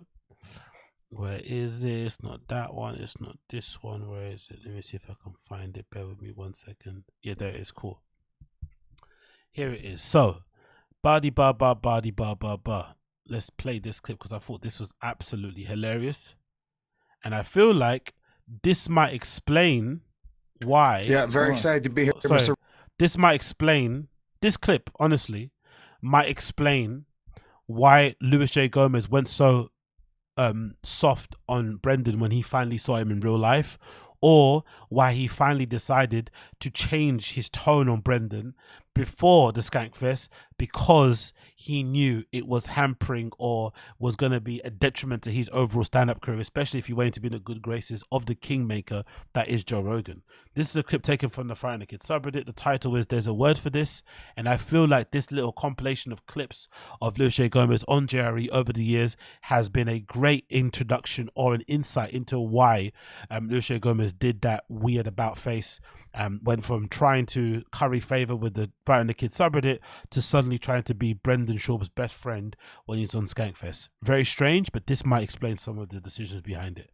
Yeah, very excited to be here, Mr. Rogan. Legion of Skanks in the house. Yes. I'm going to tell you right Mr. now, Rogan. and we really mean this, this has been a very, very long time coming. All of the fans have been kind of looking for this moment. So this is a very, very big deal for me personally. So I want to say thanks for having us on. Lewis is one sentence away from crying. Yeah, well, reconstructive surgery they have for it too. Bullshit. That's what they do. They take clothespins and they pull your dick apart. But it was very much like everyone segregated, like racially, and it was very natural. Yeah, but you're a kid. I'm talking about as a grown adult. That was just like a cool time to be like, but I have fat thighs, so I could never wear the pants that were available for men at the time. You could wear them, bro. You just gotta get them pleated out. Well, we don't give a shit about accessories, none of that stuff. But a woman, when they look at us and they see like a watch, they're like, oh, this guy's got money. This just in: Luis J. Gomez likes fucking dudes who wear a lot of jewelry. It's true. You're just, yeah, this I is was what goth we do. in high school, and I was nominated. We're not goth, but I was borderline goth in high school. How do you be borderline goth? That's like you dip your autism. I'm sending. You see what this is, though? I feel like Rogan does this in real life also. I feel like when people try and guzzle him and try and glaze him way too much and be way too forthright with it, he probably does this in real life. So it's always made him feel uncomfortable. So this is no surprise that when people are extra douchebags to him or try and rib him more, he probably brings them closer to him. Like the Save Our Parks guys. All those guys enjoy taking the piss out of Rogan. And, you know, they kind of play into the meme of Rogan basically liking people who are, you know, aggressively honest with him and try to make him part of the joke and, you know, don't look at him the way that other people look at him. He doesn't like that cum guzzling, it seems like, which is good to see. Good to know. My days creating memories with him and just trying to spend my life having a good life. And I'm not really politicizing anything with my 5-year-old. Well, there's people that feel like they want to do something. They want to change. They don't want this to happen again. And if you watch a kid, you'd probably feel that way too. But yeah, I think that from a fan's perspective, I like how in these clips too, Rogan is even looking at Luis J. Gomez. It's a slight thing, but that body language is telling me everything. He was never really sold on Luis J. Gomez in the beginning, was he? he probably got them on as Skankfest because he fucked with Big J and Dave Smith more. But he never really ever warmed to Luis J. Gomez as much as the others because he's not even looking at him. He's sort of like to the side and staring more at Dave Smith, you know? It's a strange thing again, but maybe I'm reading too much into it, but just watch it. I don't really get mad at them when they start talking shit or start to like, it's kind of like, it's part of the experience, you know? Yeah, no, I mean, I get it, but you shouldn't be disrespectful to people for no reason like that. But at the same time, I kind of understand it. It's almost like, well, they should be able to boo your comedy shows too then. Yeah, but I'll tell you, you know what? I'll tell you why not. Because I feel like at a live sporting event, it's just not the same thing. They're not getting in the fighter's head. I mean, maybe they are a little bit. They are. But you know, I talked to Mike about this. You know, he says people boo me, they fucking love me. Mike's a bank vault. He's a different type of person. That's why he's a champion. It's such a fucking straight up real ass dude logic. He's like, yeah, mate. You know, I already did a training camp. Why not get 2 paychecks? Yeah, it was a rough fight, though. I don't think it was a smart fight for him. Probably not smart. I agree with you on that. He was beat up. The UFC is marketing toward these casual fans who are basketball fans and football fans who aren't really the people who are hardcores, who appreciate the martial arts side of it, what these guys are putting into it. You think so? I think they're just marketing. I don't think they're marketing towards any specific fan. They're not marketing towards people who don't understand it. Yeah, but I just feel like that wasn't necessarily the best thing for mixed martial arts as a sport. I almost feel like what they were doing with doesn't hurt it at all. Yeah, maybe I think it made it bigger. I gotta pee again. I can't believe this. Yeah, I really should too. Should we end it or should we keep going? We're at 3 hours. All right, we should end it. Bloody hell, bro!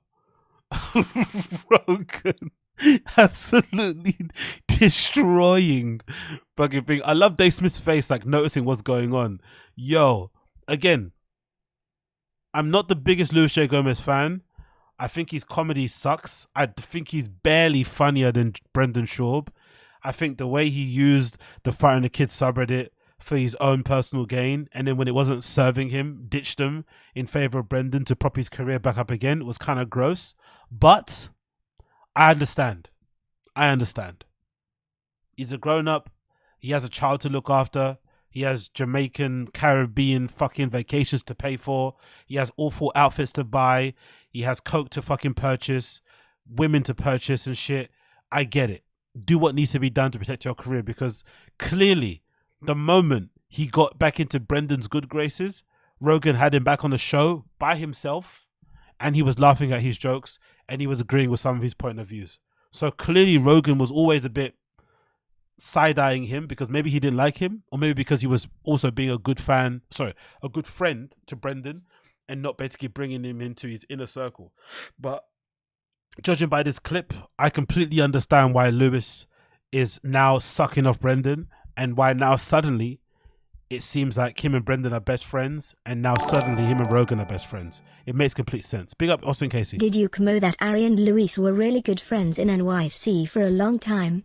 I wonder what kinds of things Ari said about Luis to Rogan, lol. That's the thing. I think that's funny. And I think that's very precise in this, in that I think Rogan has a genuine reason why he doesn't like Luis J. Gomez, but he would never say it, obviously, because they share too many friends in common. And Rogan's got a lot of friends who people would say are very unlikable, like an Ari Shaffir. So why would he be okay with Ari but not be okay with Luis J. Gomez? Clearly there's something happening, or something has happened behind the scenes, or maybe something that he just didn't like about him. But it's honestly hilarious the change. As soon as Luis started sucking off Brendan again, he started to pretend like he was one of Brendan's good friends and that he didn't get why Brendan was getting his hate, even though he said all this stuff about Brendan before.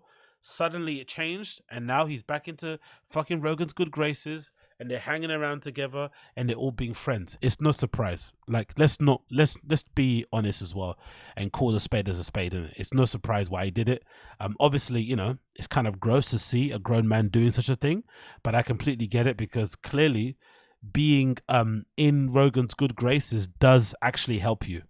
So I can kind of understand why they did it. I really, really do understand why they did it. Moving on. Have you guys seen this Sphere? Have you guys heard about the Sphere? The Sphere in Las Vegas. The O2, the O2. The Sphere in Las Vegas where U2 performed at looks pretty cool, innit? And the first thing I wondered when I saw this Sphere in Las Vegas, I was wondering, Who will be the first stand-up comedian to perform at the Sphere venue in Las Vegas? Who do you think will be the first one to be there? Because U2 was the first, band to play there, the first live act. Who do you think will be the first comedian to play there? I've got a feeling it will be maybe somebody outside of the Rogan verse. Maybe like a Fluffy. Maybe who's that guy with a cowboy hat? Who's that guy that pretends to be like a trucker and stuff? What's his name? He's got like a pseudonym. He's really popular. Is he like Bob? No, he's not Bob the Builder. What the fuck's his name? You guys don't know what I'm talking about? It's some dude who kind of like acts like he's like a farmer or a trucker guy. I forgot his. That's it. Larry the Cable Guy. Yeah, he's really big, isn't it? So I assume someone like Larry the Cable Guy might get a gig there first. One of those really big comics who people don't really, think is really huge, but is super huge. Sebastian Maniscalco, however you pronounce his name. He might be someone that can perform there. Fluffy, of course. Dave Chappelle, maybe. Who knows? Because I think it's 18,000 capacity, isn't it? Let me read the article courtesy of AP News. There's obviously the picture of it. It looks fucking phenomenal from the outside. All these different fucking LEDs. That looks so cool, doesn't it? Like, imagine going there, man. It must be so amazing to see this in person. From all the different angles when you're driving up or driving around it. Like, that looks so fucking cool. And then obviously U2, the fucking, horrendous crappy band they're performing. Let's see. So it says here, it looked like a typical U2 outdoor concert. 2 helicopters zoomed in through the skylight before the production. This scene may have been customary, but the visuals were created by floor-to-ceiling graphics inside the immersive sphere. It was one of the several impressive moments during the U2's UV Achtung Baby or Achtung Baby residency launch show at the high-tech globe-shaped venue. The legendary rock band, which was won 22 Grammys, performed for 2 hours inside the massive, state-of-the-art spherical venue with a crystal-clear audio. Throughout the night, there was a plethora of attractive visuals, including a kaleidoscope images, burning flag, and a Las Vegas skyline taking more than 18,000 attendees on YouTube's epic musical journey. What a fancy pad, said Bono. As a guitarist, The Edge and Adam Clayton played alongside drummer Bran Vanderberg. Then they started a high-resolution LED screen. U2 made their presence felt at the $2.3 billion Sphere. $2.3 billion. God damn it. Which stands at 363 feet high and 516 feet wide. With superb visual effects, the band's 25-show residency opened with a splash of performing slew of hits including Mystery Ways, Zoo Station, All I Want Is You, and Desire, and new single Atomic Kitty. I wonder, have they sold out all 25 shows? I bet they have, right? 25-show residency. I bet they sold all of them out. On many occasions, the U2 band members were so large on the screen that it felt like Bono was intimately sang into the audience to the side while The Edge strummed his guitar. The crowd included many entertainers, including Oprah, LeBron, James, Matt Damon, Andre Agassi. After wrapping up the Beatles jam, Love Me Do, Bono recognized Paul McCartney, who was in attendance, saying Macca is in the house tonight. He acknowledged Sphere owner James Dolan's efforts to... Is James Dolan the person that owns the New York Knicks? No way. Yo. If you're a fan of the New York Knicks, you must be so fucking pissed off. Holy shit. Your team is absolutely trash, and here he is spending all this money on the Sphere. And the money made on that at that place is not going to go back into your fucking team. Horrendous. The Sphere is a brainchild of Dolan, the executive chairman of the Madison Square Garden and owner of New York Jets and Rangers. He sketched the first drawing of the venue on a notebook paper. So he invented it. James Dolan actually invented it. I'm thinking of that the Sphere may have come in existence because of Jim Dolan trying to solve a problem that the Beatles started when they played the Sphere Stadium. Nobody could hear you. You couldn't hear yourselves. Well, the Sphere, they can hear us. Can you hear us? After Bono spoke about performing on stage the first time without drummer Larry Mullen Jr., who was recovering from back surgery, he acknowledged the Dutch drummer Bran Vanderberg's birthday and him filling in for Mullen. Wow, bro. Wow. The New York Knicks owner is the one that built that shit. Fucking hell, I'd be brewing if the Glazers did that. And there's actually a cool little video that speaks about it also. that we can talk about here, courtesy of Topps Luxury, that talks about the Sphere. Let's play a little bit of that, and then we can continue. This is the Sphere, Vegas's newest, most ambitious, and most eye-catching attraction to date. And although its exterior is impressive on its own, what lies inside is actually far more interesting than you might think. Let's take a closer look.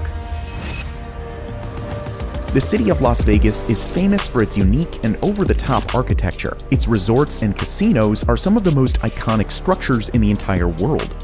From the Venetian to the Bellagio and the MGM Grand, everything about Vegas is built around the idea of magnificence and extravagance.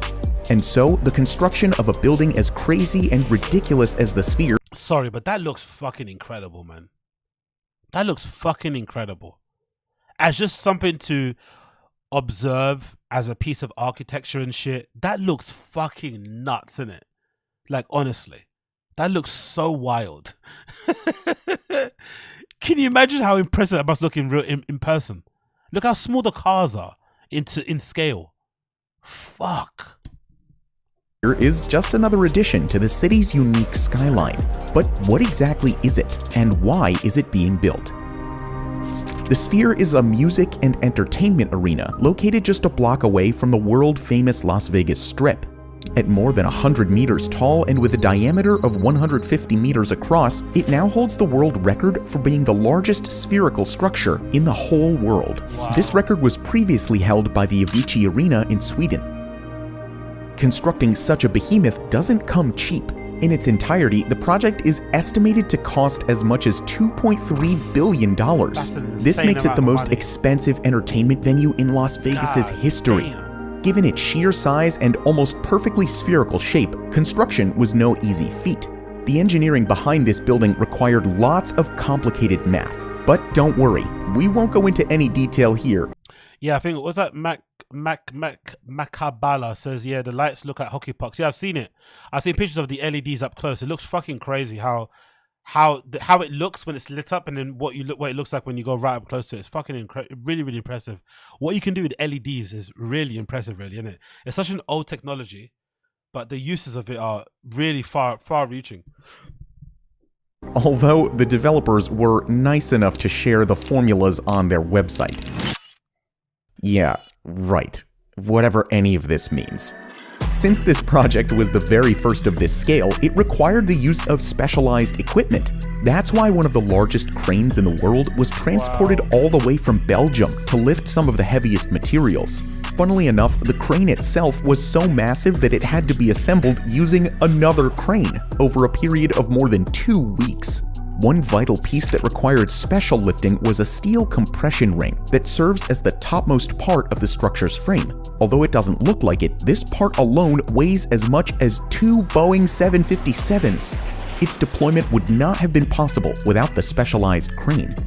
Once the last final touches have been completed, the Sphere will be able to accommodate as much as 18,000 people all at once. But aside from the concerts, the venue is also planned to be used for award shows, product launches, and even... That is going to look incredible.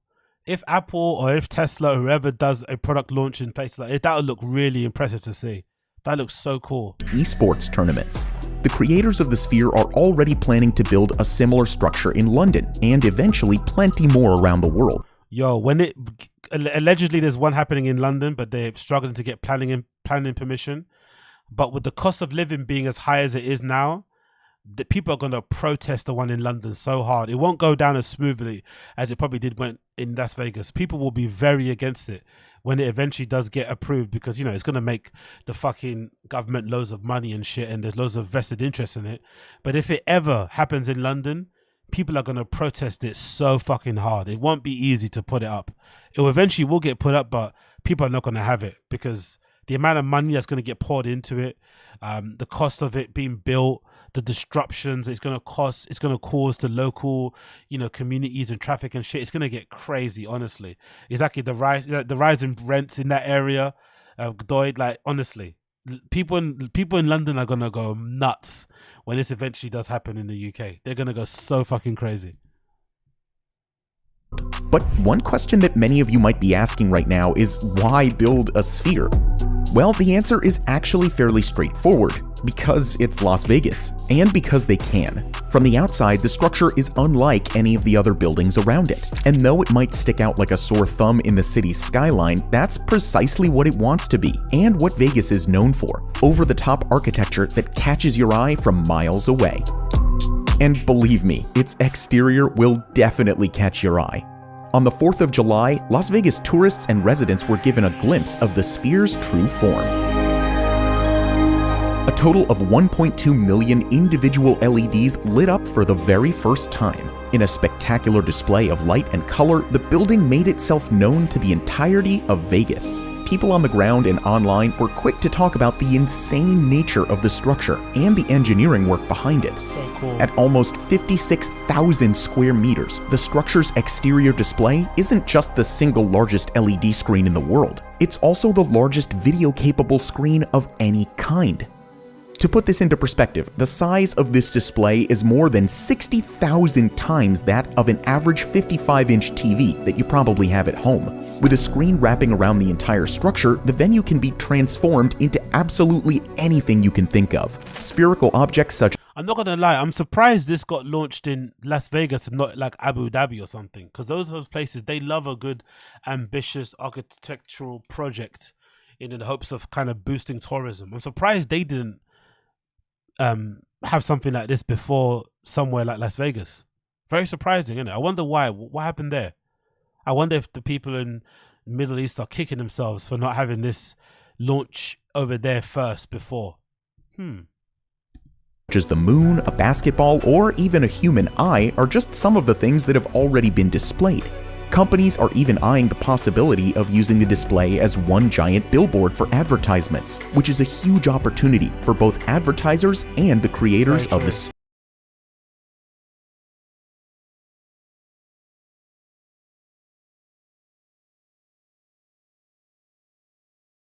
DJ would look like in there. That's what I want to see. Maybe a zoom in on the hands as they're playing with the mixer, maybe different visuals. Like, it'd be pretty cool to see what they could do with a DJ performance in a venue like that. Obviously, it's not going to do it because it's mostly a seated venue, but maybe there could be something they could do with it. I would love to see what that would look like.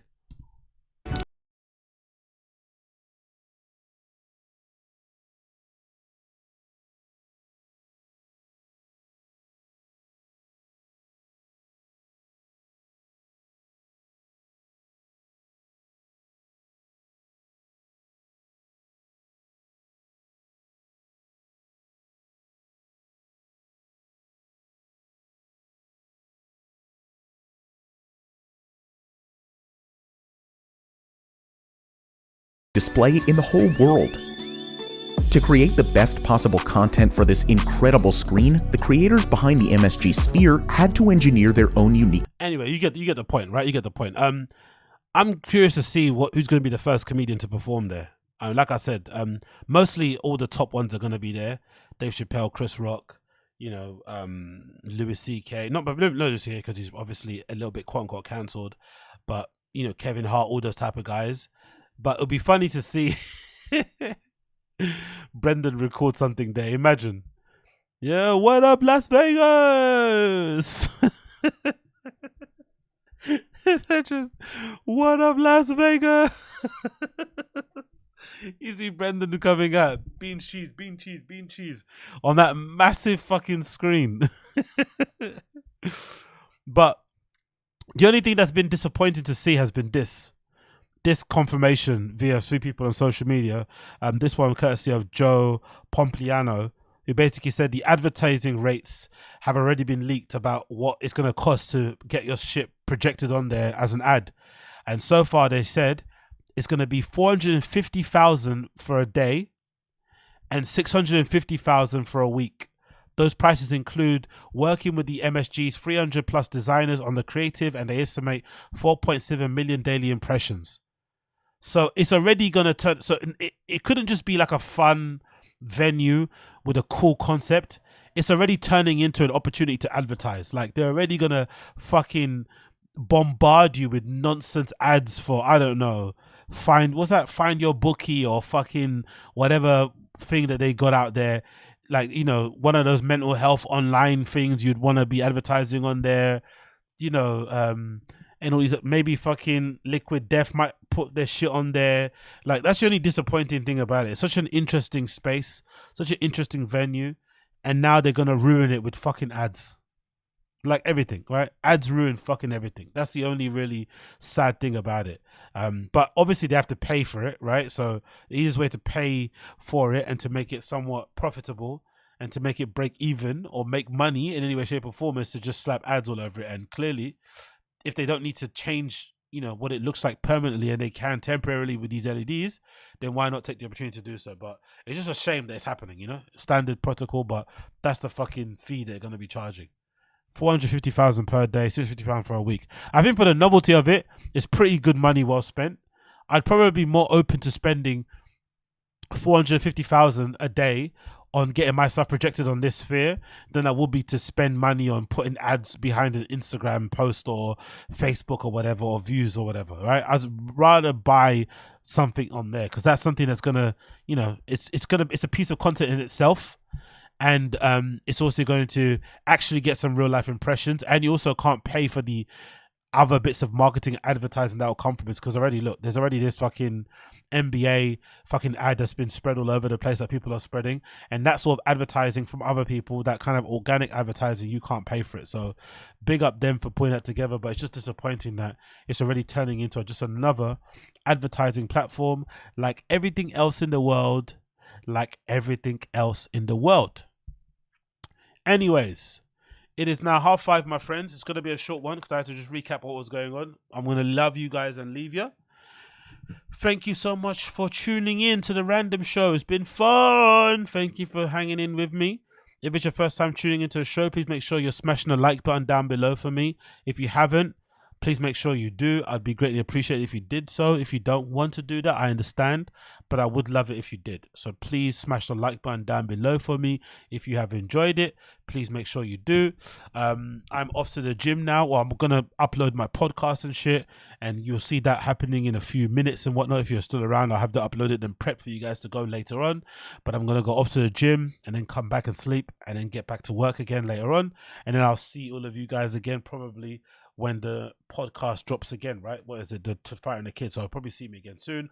And I'm also going to upload SKANKFEST on my channel. So if you want to hear SKANKFEST, if you really want to watch the Fighting the Kids SKANKFEST stuff, I'll upload that again on my channel. If it gets taken down, it gets taken down, but you'll see it uploaded in a couple of minutes. So keep an eye out for that. I'll put that up on there and you guys can check that out if you want to check that out. But until then, my good friends, I'll see all of you guys again very, very soon. Thank you for tuning in and jumping in with me.